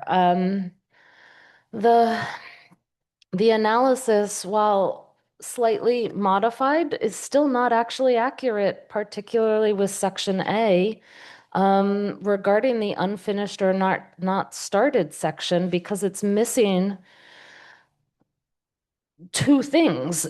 Particularly providing training regarding racial equity was really put in as an unfinished, yet it's still listed as met or partially met. So I don't even know, to propose motions to amend would take forever. Right. With this motion on the table, there are sections of the big paragraph that was edited to other action items received a mix of ratings with town councilors stating that the town manager met or expected progress was made or partially met or partial progress was made in the following 2025 sub-goal areas without even recognizing that in many of those areas, councilors also rated him as unfinished. Particularly in, I count 1, 2, 3, 4, 5, 6 sections that really had equal unfinished ratings as met or expected ratings, yet that's ignored. And that's something we talked about last week. So as the motion stands, I can't vote for it, yet I don't want to sit here amending it further because there's too many amendments that I would need to be able to vote for it. So one option is that, Sorry, one other, and the appendices aren't even referenced properly in this, like they are just referenced wrong. They're just labeled wrong compared to what the document says they are. You know, it's just even basic stuff like that. then I would suggest that we take this and people use another round of opportunity to send me edits. Okay? I will bring it back on the 8th if I receive them by Wednesday. Okay? So are you using your charter right to postpone? There's literally a motion on the floor. I'm using my charter right to postpone. Before other people have a chance to talk. Sure, why not?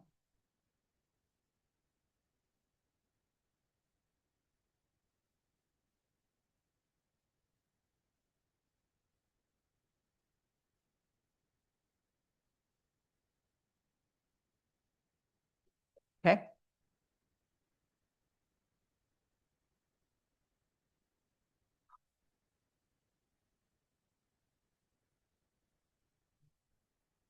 Sorry, that was postponed to the 8th? Yes. Okay. All right, we're going to take a 10-minute break. And when we come back, we'll start the discussion on the town manager goals with Anna Devlin Gothier. And also, there was a mention of a form, and that has been since sent to you, but it's not in the packet. Huh? Yeah. Okay. We will reconvene at 8:02.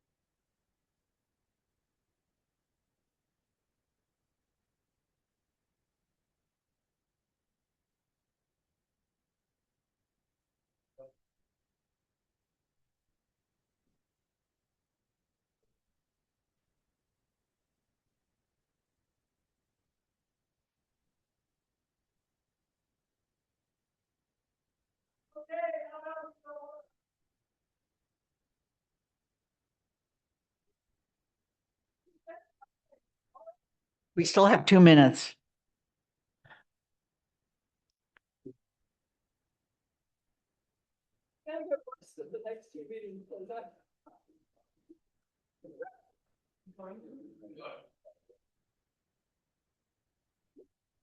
As you return, please turn your video back on. Thank you.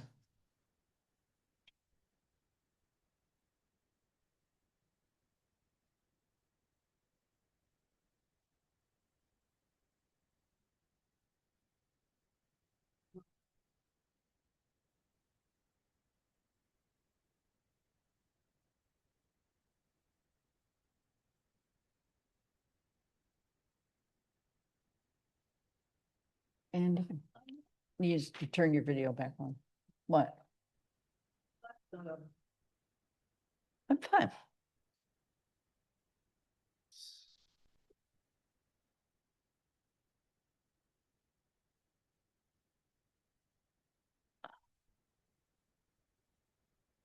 Okay, we're going to continue. We're moving on to town manager goals. Anna, this was the discussion at GOL, and I turn it over to you for the Thank you. conversation. I was going to make a joke about postponing, but I'm not even going to make the joke. Okay. So when the meeting started, I sent an email to counselors that included the full list of action items that were proposed by town counselors and which GOL had discussed and consolidated those that were very, very similar. For a reference point, we came in at 60 action items. That's too many. I'm just going to say it right off the bat. That's too many. So what I sent out is a form that is going to be the process by which we try to figure out what the priority areas are within each goal area. I wanted to explain how this form worked because I think it's a little confusing, and every time I tried to type it out, I wasn't sure it made sense. Counselor Haneke, you have your hand up. Mandy. Okay. All right. All right. So I know, but now I'm anticipating you having issues. All right. So here's how it works. Each goal area is a different section of the form. I want you to think about going into each goal area with 10 points to distribute. You can distribute these amongst the action items as you see fit. So for example, in administration and leadership, if I cared so deeply and more than anything else in administration and leadership about developing a formal onboarding process, I'm going to give all 10 of my points to number 2, and then I'm going to give 0 to the rest of them because I only have 10 points to give. If I cared, a little bit about 3 of them or 4 of them, I'm going to distribute my 10 points in that way. So I might do 2, 2, 3, and 3. That's 10. So you are going to go through for each of the goal areas. So you've got administration and leadership, climate action, community health, safety and social justice, housing and economic development, infrastructure management, maintenance and land stewardship, and town-gown partnerships and strategic relationships. Each of those goal areas, you get 10 points to prioritize within. I'm asking for a really quick turnaround on this, and I know that. So I'm asking that you are able to complete this by 6 p.m. tomorrow so that GOL can discuss and look at which areas are coming out as priority at our meeting at 6:30. I did say tomorrow. Yep, 6 p.m. tomorrow. Our meeting's on Wednesday. You can have until Wednesday at 6 p.m. But I'm going to say tomorrow, and then I'm going to remind you again. Okay. Thank you for reminding me that our meeting is Wednesday. So yeah, Wednesday at 6 p.m. What even is this week? I'd love to hear any questions that folks have, but at this point, just so people know why I chose this particular method of prioritization. When we go through and just rank order, everybody rank orders something different and they all get moved forward. If people pick a top three, everybody picks a different top three, they all move forward. While this method feels a little bit brutal, it should shake out the high priority areas and it allows people to emphasize this is my number one fully versus I care about these two equally versus I care about these three, right? So it is forcing a decision, and I know that's uncomfortable, and I appreciate everyone navigating that discomfort, but this system should allow us to understand our priorities a little bit clearer than just a 1, 2, 3 ranking. All right, and I'm happy to take any questions that folks have. Okay. Counselor Haneke. Just a few. The biggest one I have is in housing and economic development. You combined two goals into one that are completely different in my mind. So how do I mean, can they be separated before we take this? Even though then I'd split my rankings, Sure. but at this point, but there was a GOL combined supporting economic development and the reduction of time for housing, affordable housing sort of into one goal when I see them as two completely separate goals, yet in the combined document it was one. And so one of the things I was hoping is that might get decombined. And I don't know with this, if it could be decombined before anyone takes the survey, because I don't think they're the same.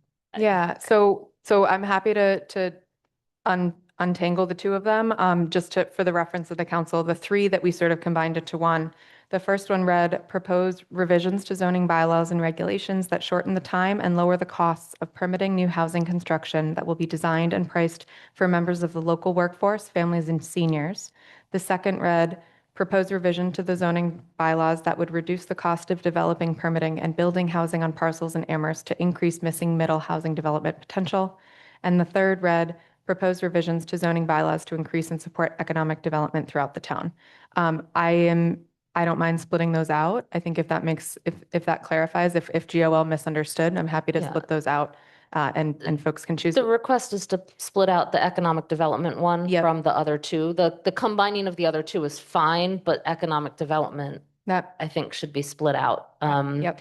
And then I guess the other question with this is sometimes there were the same goal listed under 2 or 3 different policy areas. I think I saw master plan in a couple of policy areas. I think I saw the shelter maybe in a couple of policy areas. I'm not. So Master plan was definitely in both infrastructure management and maintenance and housing and economic development. mhm. And there seemed to be a couple of some in infrastructure that were very similar and not combined. So how is that going to work on this survey if they're that similar or near identical? So the master plan, yes, you're absolutely right, is in 2 areas, and I'll delete it from one. That's a good note. And again, thank you. GOL has had one meeting to do this, so I appreciate you finding these. I will remove master plan from likely from housing and economic development and keep it in infrastructure. It was No, in other housing before, so was it's in housing supposed to stay in before. Okay. housing, yeah. Thank you. Sorry, and would then you please tell me what the conclusion was there? I'm still coming to it. We're going to remove the master plan. The action item is begin work on adopting a new master plan within the time required by the charter. And I'm going to remove it from the infrastructure management, maintenance, and land stewardship and keep it in housing and economic development. It accidentally appeared in both places. And Mandy, there was one other one that gives the illusion of being in 2 places, but I did want to clarify you didn't say this one, but just before folks see it, wastewater treatment appears in infrastructure management, but also in town gown partnerships, but they're asking for 2 different things. And so GOL discussed keeping it in each of them because the one under town gown talks about waste management specifically with approaching UMass to discuss it. Did you say that there was another that you had noticed other than master plan? I'm trying to find it again because I didn't totally note. I thought there was something with the South School campus that was I noticed repeated that one and twice. I caught that one Both in before. the same goal area. Yep, I caught that one and you'll notice in the survey, it's just one, but thank you. I see Pat's hand up. Yeah, are you going to send a amended copy of this for us to do for Wednesday at 6? Yeah, so I'm going to update this form that's up on the, that was just, sorry, that was just up on the screen. I will amend with these changes and I will update the Excel sheet and put that in And I our may have packet. caused a problem because I was going through it and then somehow or other I submitted my response, which I will had delete it and let you do another. Okay, are there any other questions about how this will function? And yeah, I'm sorry, Lynn, go ahead. Councilor Ryan. So we're still applying this sort of criteria of something that's an action that we think the town manager can do in the coming year. It may actually be something that's going to take more than 1 year, but it's something in the coming year that we're expecting him to work on or to do. And if something doesn't, and it should have some specificity. So sometimes some of these read as sort of just general as statements of aspiration, which are wonderful, but it'd be difficult to see how you could evaluate somebody on that in the coming year. So are those the kind of criteria you want us to be using? Or do you just want to let us do our own thing here? A little bit of both. If I hear me out, I would like you to do your own thing in terms of prioritizing, but know that GOL will be drilling down on Wednesday to seek that specificity. And so we'll be following up if the items that are prioritized are really broad and impossible to know what success. Basically, the question is, what does success look like at the end of the next year? And if we can't answer that question, we'll reach back out to the person that proposed that and ask for more clarity, and we will try to expand it out and tease that out. Did that answer your question? Okay. Kathy Shane. Okay, my question's a little bit like Mandy's, but a different slant. Infrastructure, when I counted up, if I counted right, had 22 items in it. And I thought several of them look like housing and or economic development. So when I'm using your rating system, I may want some of those to be important, but they're in the wrong category as far as, so what do I do with that? You would tell me right now that you think which ones you think are in the wrong category, and I think we as a council can move them to the other category if you feel that if that seems to be the general. Okay, I'll give you some examples and then you can tell me why you have them where they do. So starting to think about the Wildwood property or moving faster on the Southeast School or so coming up with a plan on Hickory Ridge. To me, they all are potentially housing projects and they're sitting under infrastructure. I think that because a decision has not been made as to whether they will be housing projects. They are currently infrastructure projects. If the council then they would decides, be economic hang on, development. Kathy, if the council decides that they are deemed usable only for housing and that's the priority, then they would be a housing goal. But right now, that would be predetermining them as a housing project when they have not been determined to be that. Okay, but so then I think of them, okay, so making sure we have adequate roads, I think as part of economic development. So I like the infrastructure. roads are There's nothing wrong with them. I just think that there's 22 of them. I understand And that, but there's we can't 3. shoehorn out. People submitted these action items. We're not going to shoehorn them into another goal area. Roads are infrastructure. We're not going to put roads under economic development. Well, I understand how roads support our economic okay, development. so That's the notion that infrastructure is not economic development is one of the things I'm finding very odd. I think infrastructure is part of economic development. You can't develop without infrastructure. I don't distinguish, and I just don't think you can have economic development without infrastructure. But in that argument, Kathy, everything is everything, right? Because climate action also applies to all of these things as well. So at some point, we've just become so amorphous. It's different. It's not different, Kathy, respectfully. Climate action applies to infrastructure and housing and safety as well. Everything is going to cross over into another goal area. I will stop on this. I'm hit a wall. Thanks. Okay. Pam Rooney.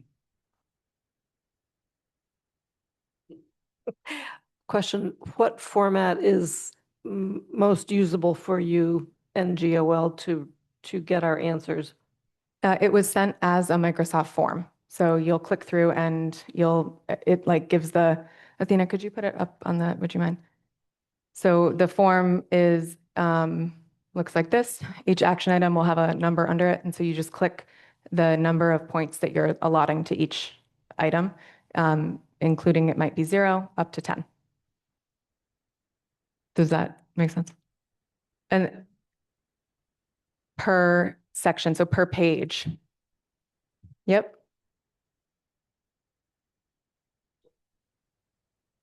So, yes. And to try to clarify it out, each page should be your reset for your points.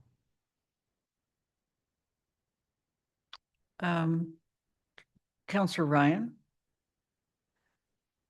I share Kathy's concern about infrastructure management, maintenance, and land stewardship. And I could see it's going to be very difficult, at least for me, to use out my 10 votes without feeling really sort of distressed. And maybe that's just the way it's going to go. But I wonder if there's any logic in trying to separate that category into two: infrastructure management, maintenance, and then land stewardship. So land stewardship would be its separate category. I just throw that out as an idea. Maybe it's really won't have any legs, but I really think we have so many topics here that despite your best efforts of 10 votes, I'll end up having like ones everywhere. And maybe that's just the way it will be. So I just throw it out as a thought, an option, if it has any thought with GOL. I would point out that you do have one infrastructure management, maintenance, and land stewardship item, which has begin negotiations for renewal of UMass strategic partnership. And I wonder if that couldn't better go under town-gown partnerships, strategic relationships. At least that one could be moved out. That's, I don't know how to, yeah, they're not numbered. But anyway, if you can find it, it's, Yep, I see it. yeah, I just wonder if that could be moved to strategic relationships, town-gown partnerships. I really wonder if we could separate out land stewardship from the other category.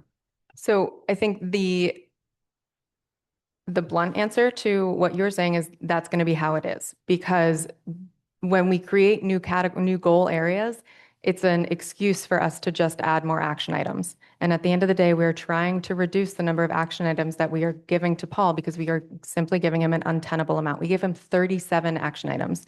As a reference point, our superintendent of schools has it in her contract that she can have no more than 8 goals per year. So just in terms of best practice, in terms of reasonableness of what we're trying to do here, that's not to say he cannot achieve more than the number of action items that we give him, but we really need to cut down on the number of action items and goals that we're giving Paul, and adding in more categories just so we can add, however many more action items is not going to get us there. And I'm happy to discuss more what the goal areas are. These were pulled from what folks submitted. But I think, at the end of the day, we're trying to give Paul action items that are reasonable. If things are in the wrong categories, that's fine. I will stand behind that any action item is likely to impact more than one goal area. That's how we live in an ecosystem, right? And so we tried to pick the area it fits in best. Obviously, and I appreciate folks calling out a couple misses, but this is where, when GOL discussed it, we tried to see where most of it fell. That doesn't mean that these things will not touch another goal area, but again, in the examples, like we discussed before, economic development, climate action, these are things that are deeply impacted by other decisions we make. So you can argue it both ways, but we tried to look at where most of the action item fell, and that's where it landed. And I appreciate folks finding the ones where we missed. Okay. Counselor Walker. Is there a plan for how you all will read this information? I think I understand what you want me to do, and I'm okay with that. But I'm wondering specifically because some goal areas have more action items than others. And so is there a number you're looking for? So there isn't necessarily a set number because, like you said, some of these have more than others. So what I'm hoping to see is, I mean, in a perfect world, there'd be some sort of clear delineation, right? Like there'd be some sort of point spread that makes it very obvious where most of the priority is. Generally speaking, I think that GOL is going to need to look at where the highest priority action items are, and see kind of looking holistically what a reasonable number would be. All of these aren't the same size action items, so we can't just say like 3 per area because you might have 3 tiny ones or 3 massive ones. So it's a little bit of we have to look at what comes through. Generally speaking, I think we're going to look at an ideal of no more than 5 per goal area, but that's already still too many. So I think we're kind of going to go in rounds and start to first take out the ones that were much lower on the prioritization scale, and then discuss those are coming through. That's a really messy answer. Basically, I'm saying, no, we don't have an exact process. It kind of depends on how this shakes out. Jennifer? Sorry, I was having trouble unmuting. Yeah, so this would be the time to also, if we had just language changes. So one is, I guess the first one under administration of leadership, where it says clarify the appointment process to appointed boards and committees. So with the town manager appointment process, like the goal that I had put, was to make it more transparent, which is different than clarify.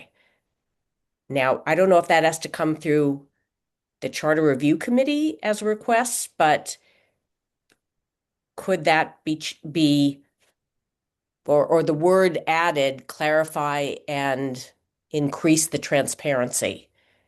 I can speak to this one specifically because I was the author of the other goal that this was combined with. And the way that GOL came to this final language was I had spoken to my constituents at a district meeting and I asked them what transparency looked like when it was operationalized. And this was a lot of the response that I got.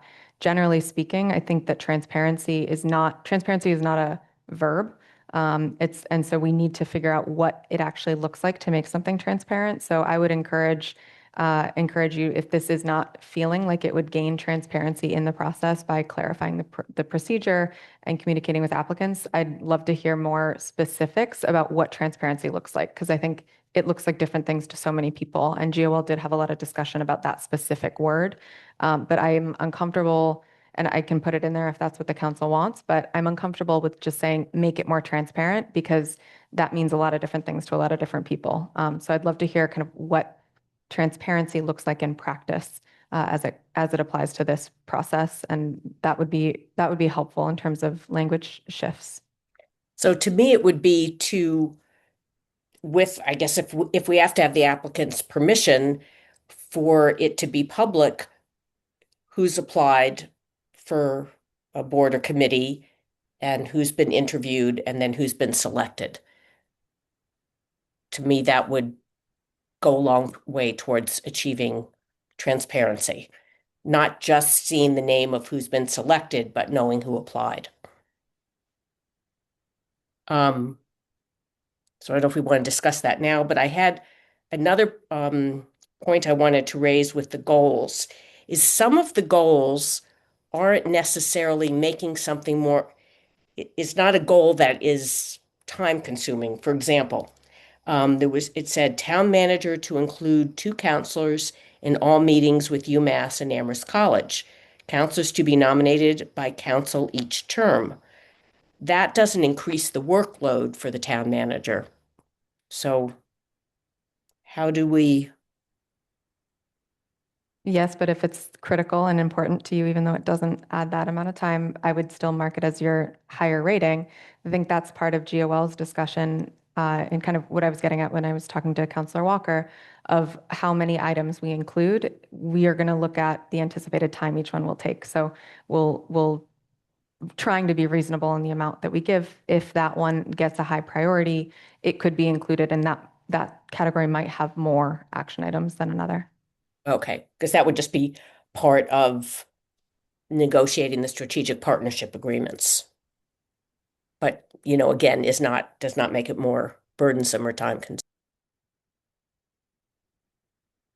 Oh, I'm sorry. So with that first item with transparency, do we have to discuss that now, or is that something you heard my suggestion and concern that GOL will take up at their meeting I think Wednesday?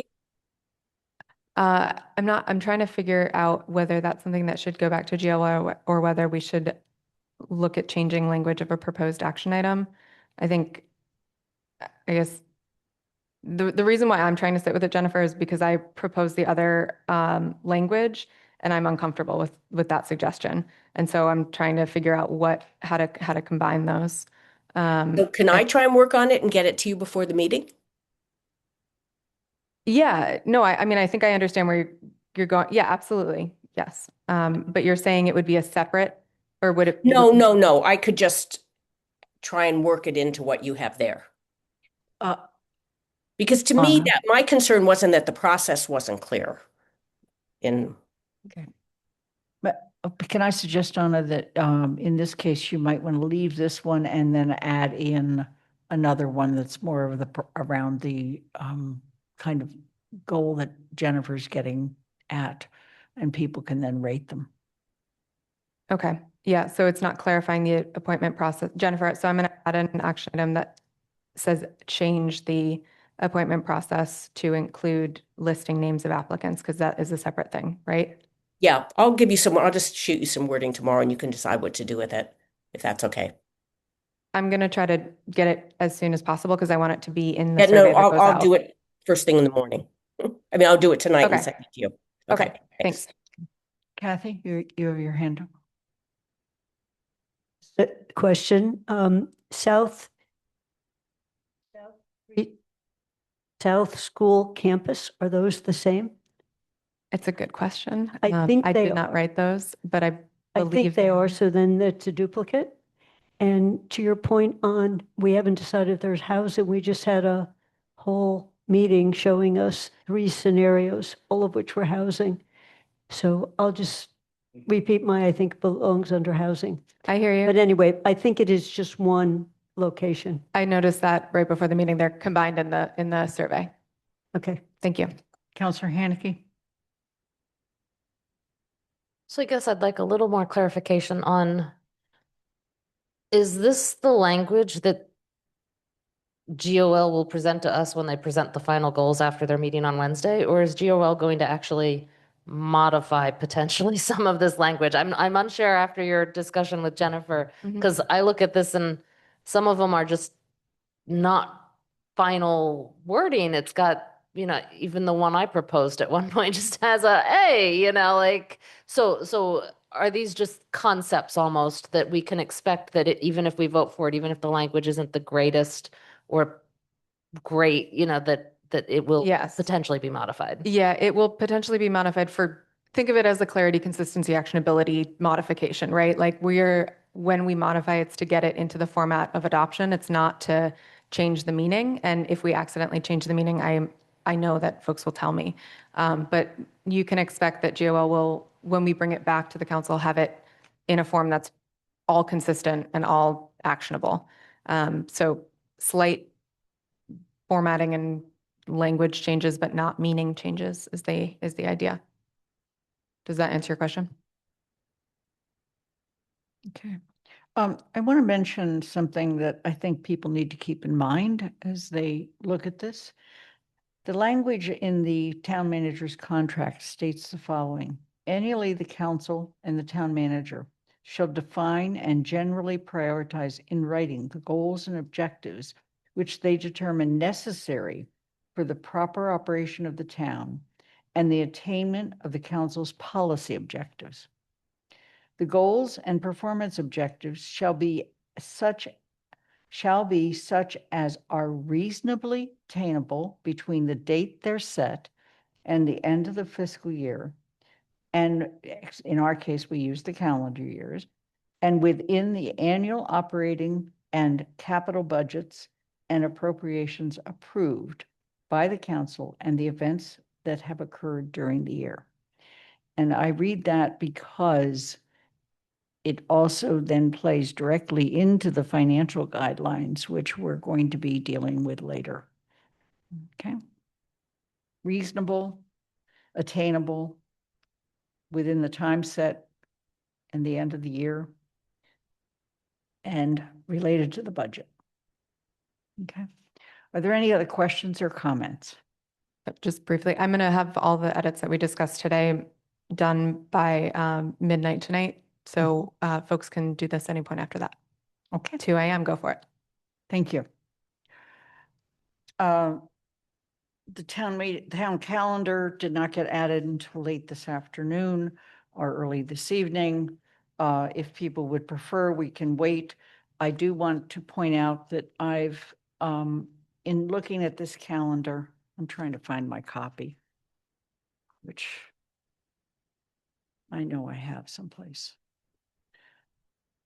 In looking at the calendar, there's a couple decision points that keep coming up, and that is that when we have two meetings, one meeting after the other, 2 weeks in a row, it tends to be not necessarily the most productive because of committee meetings in between and the burden on staff.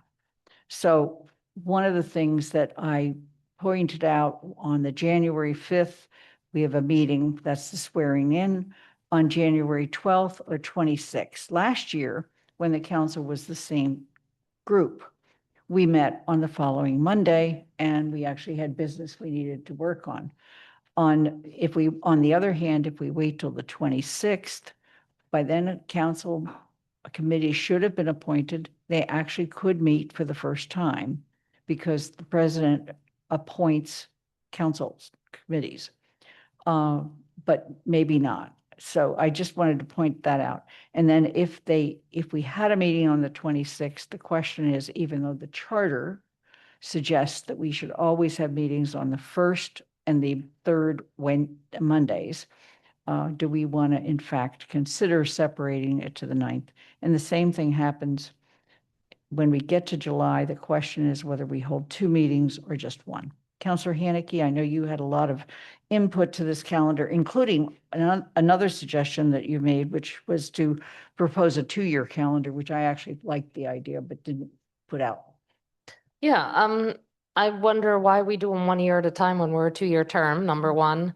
Why we, as this council, are adopting the calendar for the next council's term when it could literally just be proposed and adopted at the first meeting on the 5th, is another question. Because we have regular meetings, but obviously we have to move some because of holidays, right? So I understand that. So those are sort of my first two. I think I'd like to see us move to a 2-year calendar.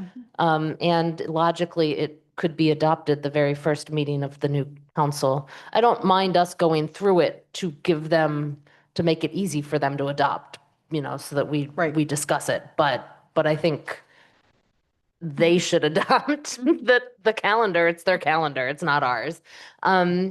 In terms of the January, it's the 12th or the 26th. The 26th is the Monday after MMA, which makes it, I think, really hard with MMA starting on a Thursday, really hard for our clerk and our staff to have anything in some sense ready for then number one. So I would prefer the 12th. I know 2 weeks in a row is difficult. Any new president, if you wait till the 26th, yes, in theory, committees can be appointed sometime in the middle of that. But I think it would be better if committees are then announced at a meeting and not waiting for the 26th to announce to then potentially wait until mid-February to have a first meeting, right? I feel like the late 26th might really delay when the first meetings of these committees are. And I know in the past it's taken us weeks to find initial dates. So I would prefer the 12th over the 26th in January for just logistical reasons, even if there's not a lot on that agenda, because there may not be. There may not be on the 26th either. It's the very first council, and there probably won't be committee meetings between then anyway. And if it's the 12th, then you can actually do a meeting on February 2nd, which is our regular council meeting time.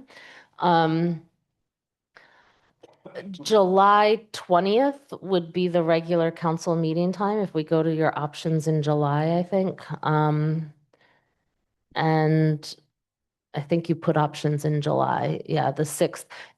And I have been one that says schedule 2 in a month, but it has worked well for the council to have 3 scheduled in June, because you never know if that budget needs to get pushed to that last possible moment almost in June. And so I've looked at that 3rd June meeting as sort of the equivalent of the 1st July meeting personally, such that I'd take the 3rd Monday in July instead of the first one, July 20th. It better spaces out all the meetings and gives everyone a little break after budget season. I think that might have been my only comments on this draft of it. Are there other comments?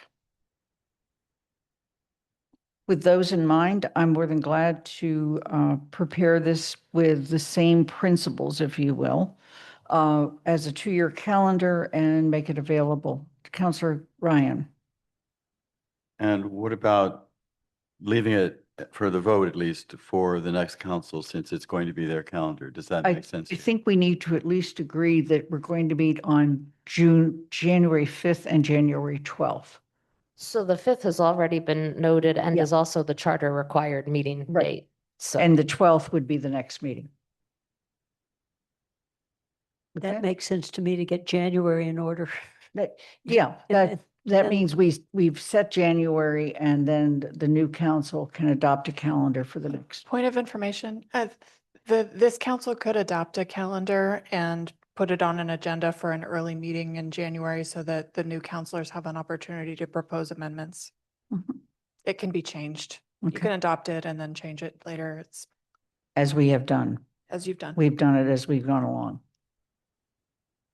Is there any objection to that? Then I'll bring a 2-year calendar with these principles behind it to the next meeting.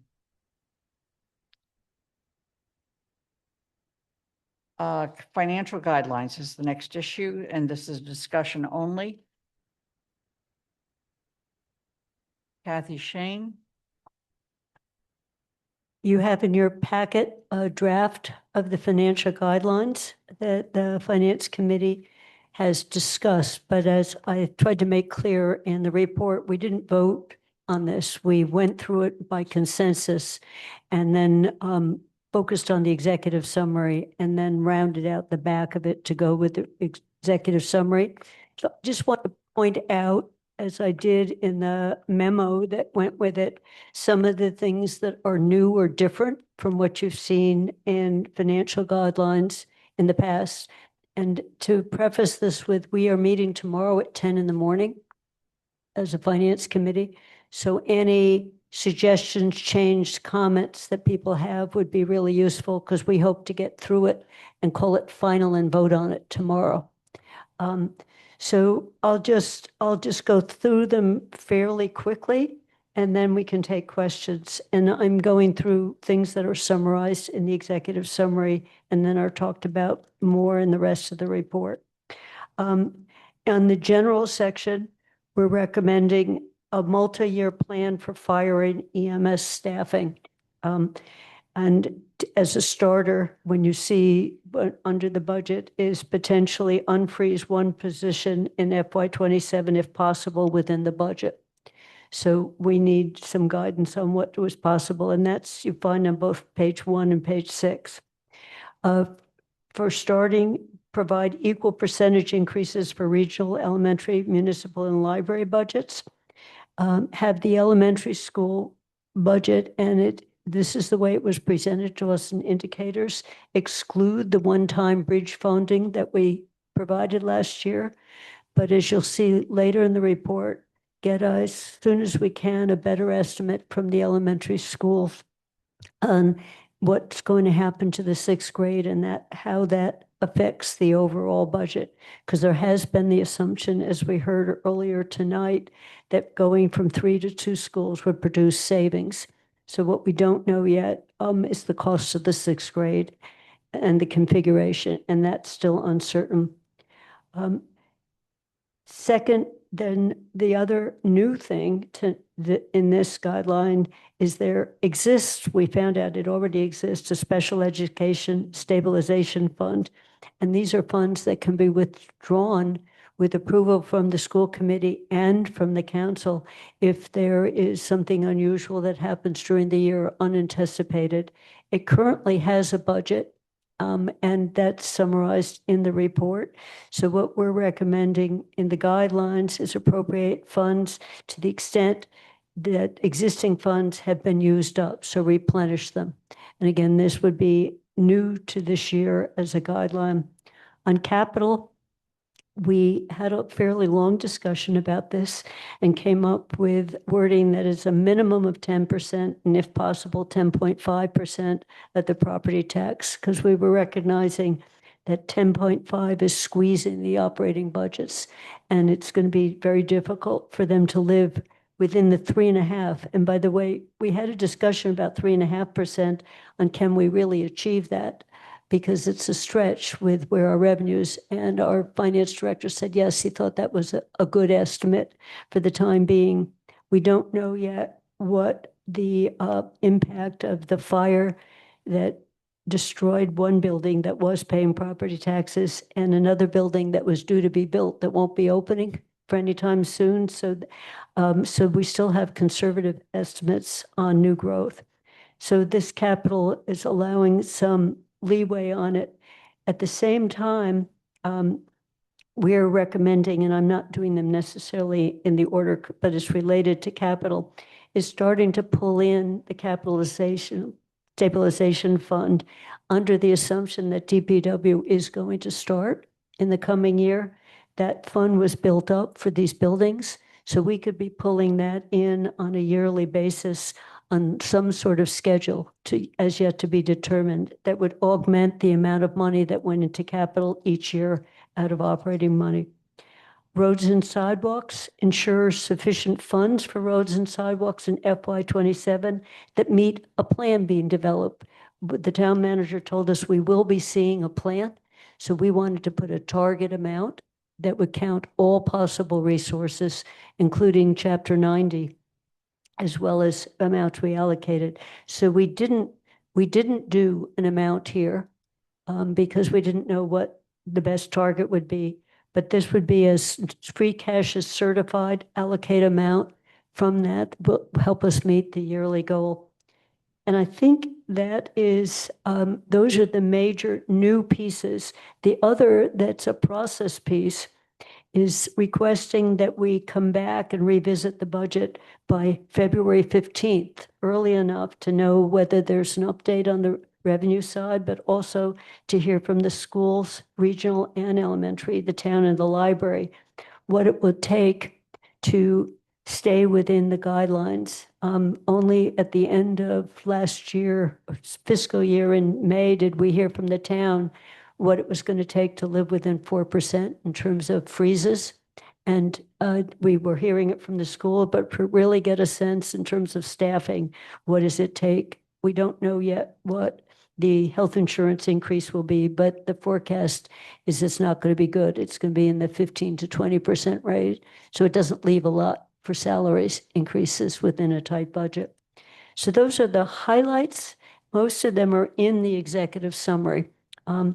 And I'm open it to all the other members of the Finance Committee if I have gone through this too quickly or missed something that is new, different, or a change from the past. Okay. Pam Rooney. Yeah, my question is on page 2, the Special Education Fund. I understand the concept of this. When would it ever not be used up? When would you ever not have to put money into it? The longer version of the report, as opposed to my summary, has a link, Pam, to the state provisions on this. This is supposed to be a stabilization fund, not just a source for every year's operating budget. So the notion is, and it's something we just experienced, that 3 weeks after the school opens, suddenly there's a surge in the number of children. So you would be hoping that once you know that's there, you build it into the budget. So this would be one-time money that can be brought in as stabilization. So it has, Sean said it has $244,000 in it, and it's never been drawn on so far. So it's not that we're expecting it gets replenished every year. And in fact, people, when they were asking for it, weren't sure one existed already. And we happened to have a finance director who was there when they set it up. So he knew it existed and could find the money. But it's sitting there really as stated for stabilization. I want to build on that question. And that is that when it was originally set up, what was the source of money? And does that source of money continue to be there? And is it from the schools? I don't know the answer to that, but I can find it out. It had to come out of the town budget. This is it's just set up for the elementary school. So there had to be a vote to put money into that, Lynn. So we can find that out. And there is a cap on how much total you can put in. And to get it to pull money out, it has to be a vote of the school committee and it has to come to the council for a vote. So I can find that out. I don't know the answer to that. Okay. I think it's very interesting that, this has been discussed. It was an idea that people here suggested, and yet we find out it exists. So it'd be interesting to know what the parameters are around its existence and also how we would fill in money. I want to actually go to the town manager or maybe someone else. Can you refresh our memory on when the UMass strategic agreement is expires, if you will? I think I sent the date. I think it's 2027. Okay. I have a TK in the report, but Paul did give it to me. Our draft was already submitted. Okay. And I'll fix that. Yep. And I just wanted to make sure we knew that because it came up with the GOL goals as well. And Amherst College is what, 2028? It might be concurrent, but I'll double check on that one too. Okay, it would be useful for us to know for both of those. That was all my questions for the moment. I actually want to thank the Finance Committee. This, by the way, this will be the discussion of the BCG on Wednesday when they meet. George, Councilor Ryan. So I think you've answered one of my questions, which is how a overall revenue increase of 2.6% can lead to a 3.5% increase for all four functional operating areas, namely that the finance director thinks we can do it. Yes, he did, and we pushed him on that. And George, some of what you have to do is on the top line of the revenues. Our revenues now are including the debt service exclusion. So if you subtract that out, you get the revenue increase underneath that. But excise taxes and a few of the other lines are coming in strong. So He's right. We pushed a little bit on that, and as the other thing is that there is some risk here because it is assuming that the state funds will be at least at the level they have been. And the state is in an uncertain world right now. So we carried it through as flat with an assumption of no decrease there. So that was one of the things that it was said, that's a conservative estimate, but not necessarily conservative in the normal way where we're always hoping for more. So my second question is, or just a comment perhaps, but really is a question. I was a little surprised to see devise a multi-year plan to improve staffing for fire and EMS. I just kind of wondered where that came from. Has there been some lengthy discussions in the Finance Committee about how staffing is inadequate for the fire and EMS? I mean, I'd like to have staffing improved across the board, but why are we focusing on this? You do reference a 2017 staffing report, which is now, I guess, 8 years old. I've always understood that mutual aid is a key component of our strategy, and that's true for many of the towns around us. And I think we saw in the recent tragic fire that mutual aid played a really important role. So I guess my question is, where did that come from? Other than just we've had a recent major fire. It came from the public comments we got during the budget when we had the first discussion of the budget. But I think you're right that we need to have a plan that looks at what would be considered adequate. In 2017, we never revised it. I asked, and it looks like for the first time we will be fully staffed. We've had vacancies, but right now Paul said we're due to fill the last of the vacancies, that we'll be staffed up. So there's not an assumption right now of how many are needed. And we put this in where we would like a report that is assessing that. So yes, and you see, it didn't recommend to add X because of that. Okay. Andy Steinberg. Yeah, I'm just going to say one or two things about Special Education Stabilization Fund. One is that Northampton does have one, and it is very effective from what I've been able to find from conversations with our colleagues in Northampton. It is a K-12 school, however, district, which makes it a little bit easier to manage. But what they're essentially doing is what is intended, which is that in years where there are unusual number of students going to very expensive schools that are part of their special education plan, that they can draw on it and then replenish it over time, so that it is something that is drawn on and replenished on a regular basis and has been for some number of years. And what I gather from the council is that they have found it to be a very effective planning mechanism for the schools. Second point I was going to make is because we are not in a K-12 district, it's going to be a challenge to think about how to do this, because we haven't thought about how you deal with a regional district or even find out.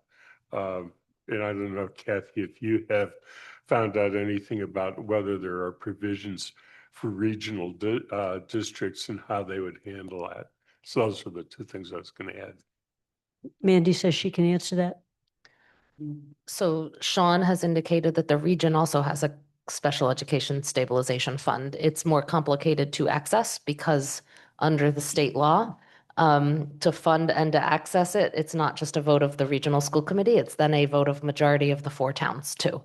I don't know if Sean said that one has ever been accessed. I'm not sure that one has either. But there are 2 existing ones, one for our K-6 region and one for the 7 to 12 district. We did not put the 7 to 12 district in here, and I think part of that is because it's a lot more complicated than the K-6 district. It sounds to me like that might be one of those items that we vote when we vote all the other regional items in the spring. Yeah, the state law says that it needs funding these needs voted with their budget as part of the budget. So it has to be done before the end of the fiscal. At least that's how the state law says. I don't know whether there's limitations to doing it at other parts of the year. Okay. Anna?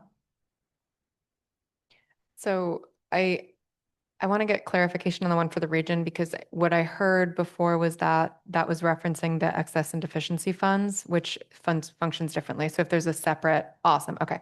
Thank you. So I want to appreciate. Anna, just finish your question. I got a nod. Let's Sorry. get the actual answer. So the question and the answer together, I wanted to clarify whether Mandy was referencing a separate special education stabilization fund or whether she was referencing the excess and deficiency funds. And Mandy nodded that she was referencing a separate stabilization fund that the region has. So I appreciated that clarification. I want to appreciate the Finance Committee and Kathy for looking at what we might do to kind of reconsider how we look at these financial guidelines. I appreciate the differences this year. I know I was a pain about these last year, and so I I want to make sure I'm understanding the changes fully prior to being a pain this year. It sounds to me that when initially I read this, I was ready to be up in arms about the 3.5 across the board because I felt, and I still feel, that this is generally a system that needs to be evaluated with much more scrutiny than we have been using. My understanding, and I want to confirm that with you, is that while 3.5% increases are being proposed across the board, we're finding other ways, some of which could be ongoing, to support the needs of our community, specifically our schools. It sounds like with the contributions to the special education fund and with the other avenues that you're searching for to support the schools, we're able to meet the specific needs that they're having, maybe not meet, but get closer to meeting the specific needs that they're having. My worry is with one of the things that you talked about with the special ed funds, and you said building them into the budget after they are used to address an unanticipated need. They might be an unanticipated need partway through the school year, but those students don't leave at the end of the year. So I'm a little confused or concerned about how those will be readily absorbed, and if this is just kind of kicking that funding can down the road. So the students have the intense needs in year one and it's unexpected, but then they're still there in year two and still with those intense needs. Can we use that stabilization fund again if it's not unanticipated, or can we use it for the full time they're in the elementary school is my question. And my other question is whether finance was able to consult with the schools, regional and elementary at all on this. I assume BCG will be discussing it at our meeting this week, but I was just curious if there had been any input or any conversation with the schools throughout this process. Okay, so the answer to the last question is no, we didn't consult. And 3.5, as we saw last year, 3.5 is awfully tight for the town as well. It's not if you put health insurance, and we do have a recommendation here. If you looked closely at last several years' budget, the expense lines for major departments like DPW had been frozen. So actual was always higher than the level, and we've asked that the expense lines be more realistic. So that will also mean that unless there are expected vacancies to fill it, it's pressure across the board. So I think the 3.5, we were actually pleasantly surprised to see 3.5 rather than 3 come out of this. So the answer is no, we haven't discussed this. And the schools issue, particularly the elementary school, is clearly in play in terms of what's going to happen with the 6th grade. And I'll just say what I heard from one of the other 4 towns in the region, that if Amherst goes to 3.5, they have to go for an override if we stay with the assessment method. So 3.5 was perceived as big, not little, from that. And then the first question you asked about the special education stabilization fund, I don't know the long-term answer to that in Northampton, but if the students, it wasn't a one-time jump, but they are now there and it's a total, that's going to show up in next year's budget. So it shouldn't be withdrawing every year from this is supposed to be stabilization. So then the budget has to be corrected for that. So absolutely, at some point you say, these are the students we have. I've also been trying to get an answer. This is unrelated to how we budget, but thinking of the state side of this. I've gotten 2 different answers on charter schools. When a child opts to go to a charter school, and if they come back to us after 3 months that it didn't work, does the charter school get to keep a full year's tuition or not? So I'm trying to find out what happens and what's the nature of that flow, because we do have legislators on the school side starting to look at Chapter 70, the charter school funding formula, and circuit breaker. And circuit breaker is directly related to this special needs fund. So yes, we didn't talk to the schools.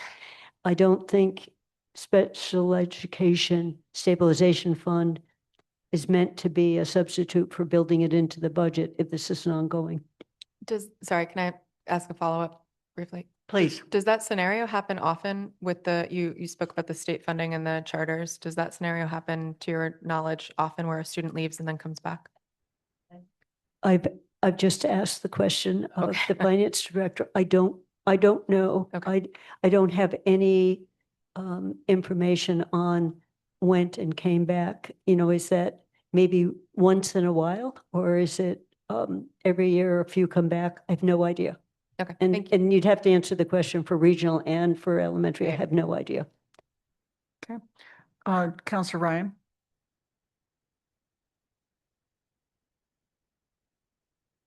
Oh, okay. Counselor Haneke? Yeah, I just wanted to add something to Kathy's response to you, Anna.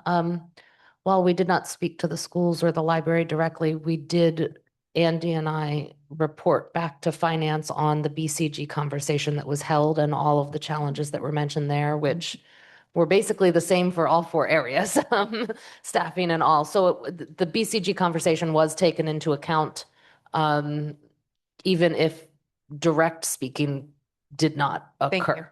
Thank you. Right. Pam Rooney?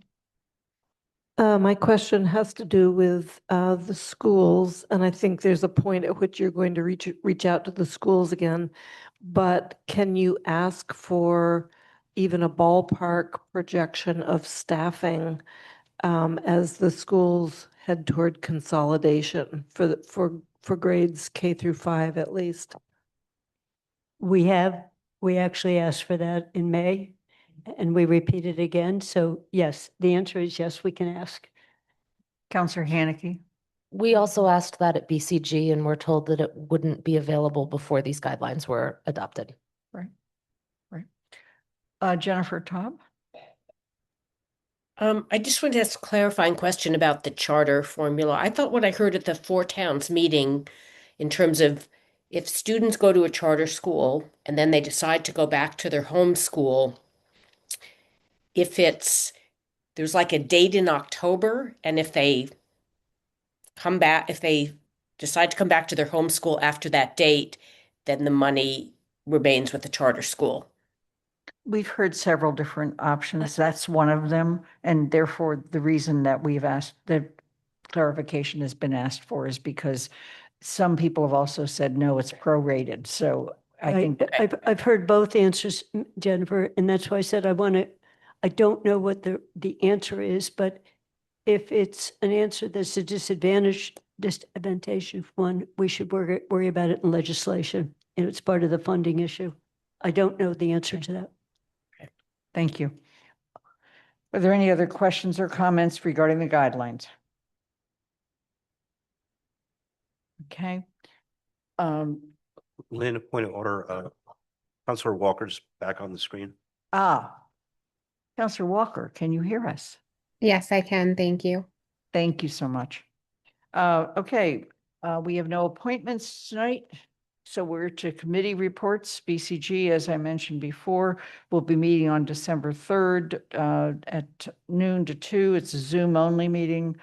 And the Finance Committee draft budget guidelines and the report have been put in the packet for that meeting. Okay.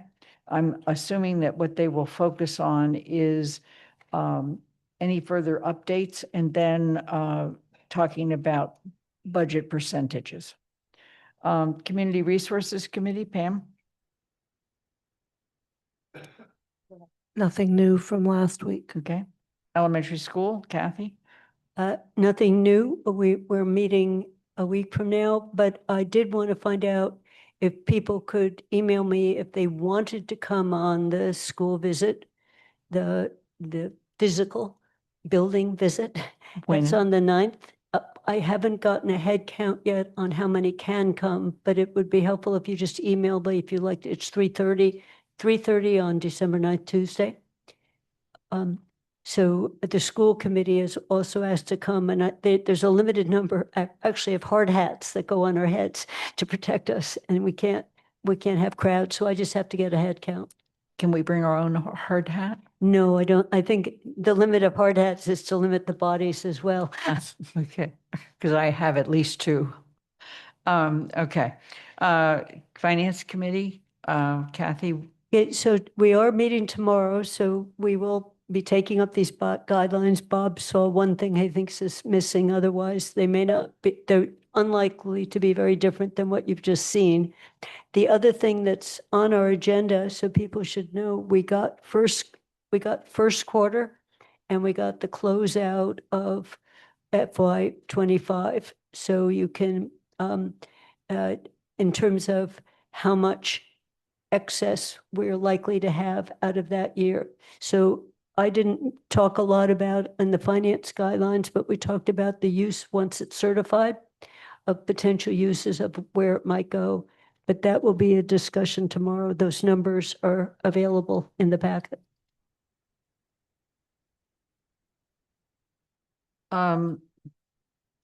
GOL, Anna? GOL will be meeting on Wednesday at 6:30, and we will be discussing the town manager's goals. Just one more reminder, please submit your prioritizations by Wednesday at 6, ideally, yesterday at 6, ideally tomorrow at 6, so that I can kind of compile, but Wednesday 6, otherwise we won't get to see your thoughts. Okay. George Ryan, Library Committee? Nothing new to report. The next meeting of the committee will be next Monday, 12/8. Okay. TSO, Andy?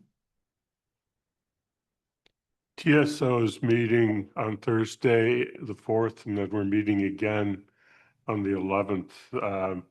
The reason for the 2 meetings in a row is because we recognize that once the final council meeting has happened for the year, that there is no purpose in meeting any longer, but also because we're trying to work through all of the issues having to do with the TPC, the Transportation Parking Commission, and we're going to work on revisions for the public ways policy, which had generated a number of very good questions in the last meeting. And so we want to develop those revisions in language and then get them back to the council before the meeting next Monday. And as far as the other piece that we were working on with that, we probably will put some time into that too. But it is the committee charge for TSO. If a TPC is adopted, we feel less pressured about that because if it ends up that it's not easy for TSO and GOL to come up with a solution to the problem, it can go in the carryover memo and be dealt with next year because a commission, even if approved, will take some time for the town manager to go through the appointment process. And so I don't see that it's going to happen instantly at the beginning of the year. And the other thing that's on the agenda for Wednesday's meeting is the consultant that has been found for working on the waste hauler program will be meeting with the committee so that we can discuss with them the questions that they will have about what the vision is for a waste hauler program. So that's the principal agenda for Wednesday's meeting. A not so gentle reminder to each committee, you need your draft carryover memos in the packet by Thursday morning of this week. Because at this next meeting, then people have to decide whether or not there's any item that they want to place on the agenda that will therefore not be carried over if the council so votes. Okay? Any liaison reports? Okay. Jennifer? Yes, Jennifer. I'm having trouble getting my buttons. This isn't really, I'm the liaison to the Council on Aging. This is really an announcement from the Senior Center. And I want to thank Athena, I think sent all the counselors, but this is just a reminder. that the senior center will be delivering holiday gifts to people on their list on it could be morning or afternoon of Thursday, December 18th or Friday, December 19th. And they've invited counselors to participate, and they would have you deliver gifts to people in your district or you're at large, just to deliver gifts in town. But again, if you contacted Julia McFadden at the senior center, it's Thursday, December 18th or Friday the 19th. I did it last year and it was fun and it makes you feel good. Thank you, Jennifer. I had no idea they did that. Somehow I missed For that. email, because we get a lot of email, but there's actually an email from Athena about this. Okay. There's no minutes to approve. Town managers, any updates, Paul? And not in the last 3 work days since my last report. I did not do a written town president's report. However, in your packet are the list of future agenda items.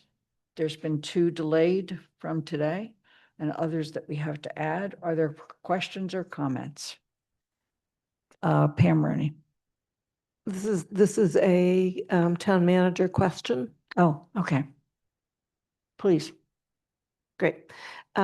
The topic of Hickory Ridge came up a couple times tonight, and it would be very helpful as decisions are made to get some information about Hickory Ridge in actual acreage that is deemed developable.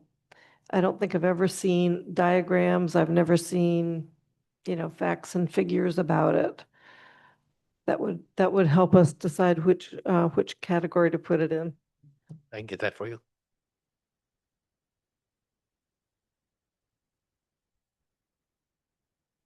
Counselor Haneke. Question about the agendas, future agenda items. There were no financial orders on the next 2 meetings for year-end closeout. When are we expecting financial orders for the year-end closeout numbers? Now that we do have the final, at least the quarterlies. Normally we get transfers from free cash into stabilizations, and also they weren't on any of the December lists. So I'm curious when we are expecting them as a council. And then also there was no January 5th meeting agenda. So I would love to be able to see what is at this point planned for the first meeting of the new term. So that this council might be able to weigh in on what's on that agenda. For the financial orders, often we are bringing transfers from free cash to stabilization funds and so on. And there are usually some appropriations too. So my understanding was that we would hold them till early January so that the new council can act on them, because they'll require a public forum and review by a finance committee. And since committees are wrapping up and we're tight on time at the end of the year, they'll come early next year. Athena, I didn't hear, did you say when? Just then? Early January. So, okay. Do we know when free cash will be certified? We don't. So it's not even been submitted It'll yet? be before the end of December. Okay. So that might be something for the January 5th agenda. I guess some of the things I was wondering about the January 5th agenda, we talked about the meeting schedule. The charter committee report is coming in that day, so I assume that will be on the agenda for some sort of referral. We normally do something with rules, council rules. I'm not sure what our standard procedure with council rules is for that agenda. And 2026 is the charter required bylaw review, decennial, every 10-year review all the general and zoning bylaws of the town. So we need a bylaw review committee. So I was thinking that might be something to put on the January 5th, because we need a charge to refer to GOL. We have a draft sort of one from the last bylaw review committee, but it might need amended to, change who's on it, but.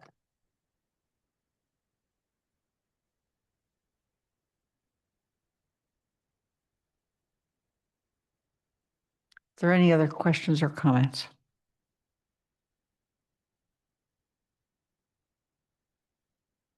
Jennifer Toff. Jennifer, you have to unmute. I'm sorry. Is there going to be a report by Judith Swain for the Oliver Smith will, or is it It's just in- It is in your packet. okay? Because she was in the audience. I don't know if That we know that. The people who submitted reports were aware that we were only putting them in the packet and we were not having oral reports made. okay. Okay. Are there any other questions or comments? Are there any other comments from counselors? There is an agenda modification, and that is because we have not adopted the town manager evaluation. We will not have executive session. Tonight, it will be moved to the next week. Are there any other questions or comments from counselors? Seeing none, I make a motion to adjourn and seek a second. Second, Ryan.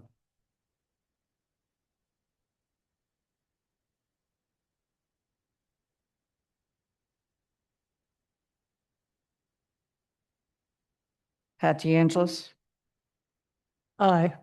Anna Devon Gothier, Aye. Counselor Ette is absent. Lynn Griesmer's aye. Counselor Haneke. Aye. Bob Hegner. Aye. Counselor Lord is absent. Pam Rooney. Yes, yes. Counselor Ryan. Aye, aye. Kathy Shane. Yes. Andy Steinberg. Aye. Jennifer Taub. Yes. Counselor Walker. Yeah.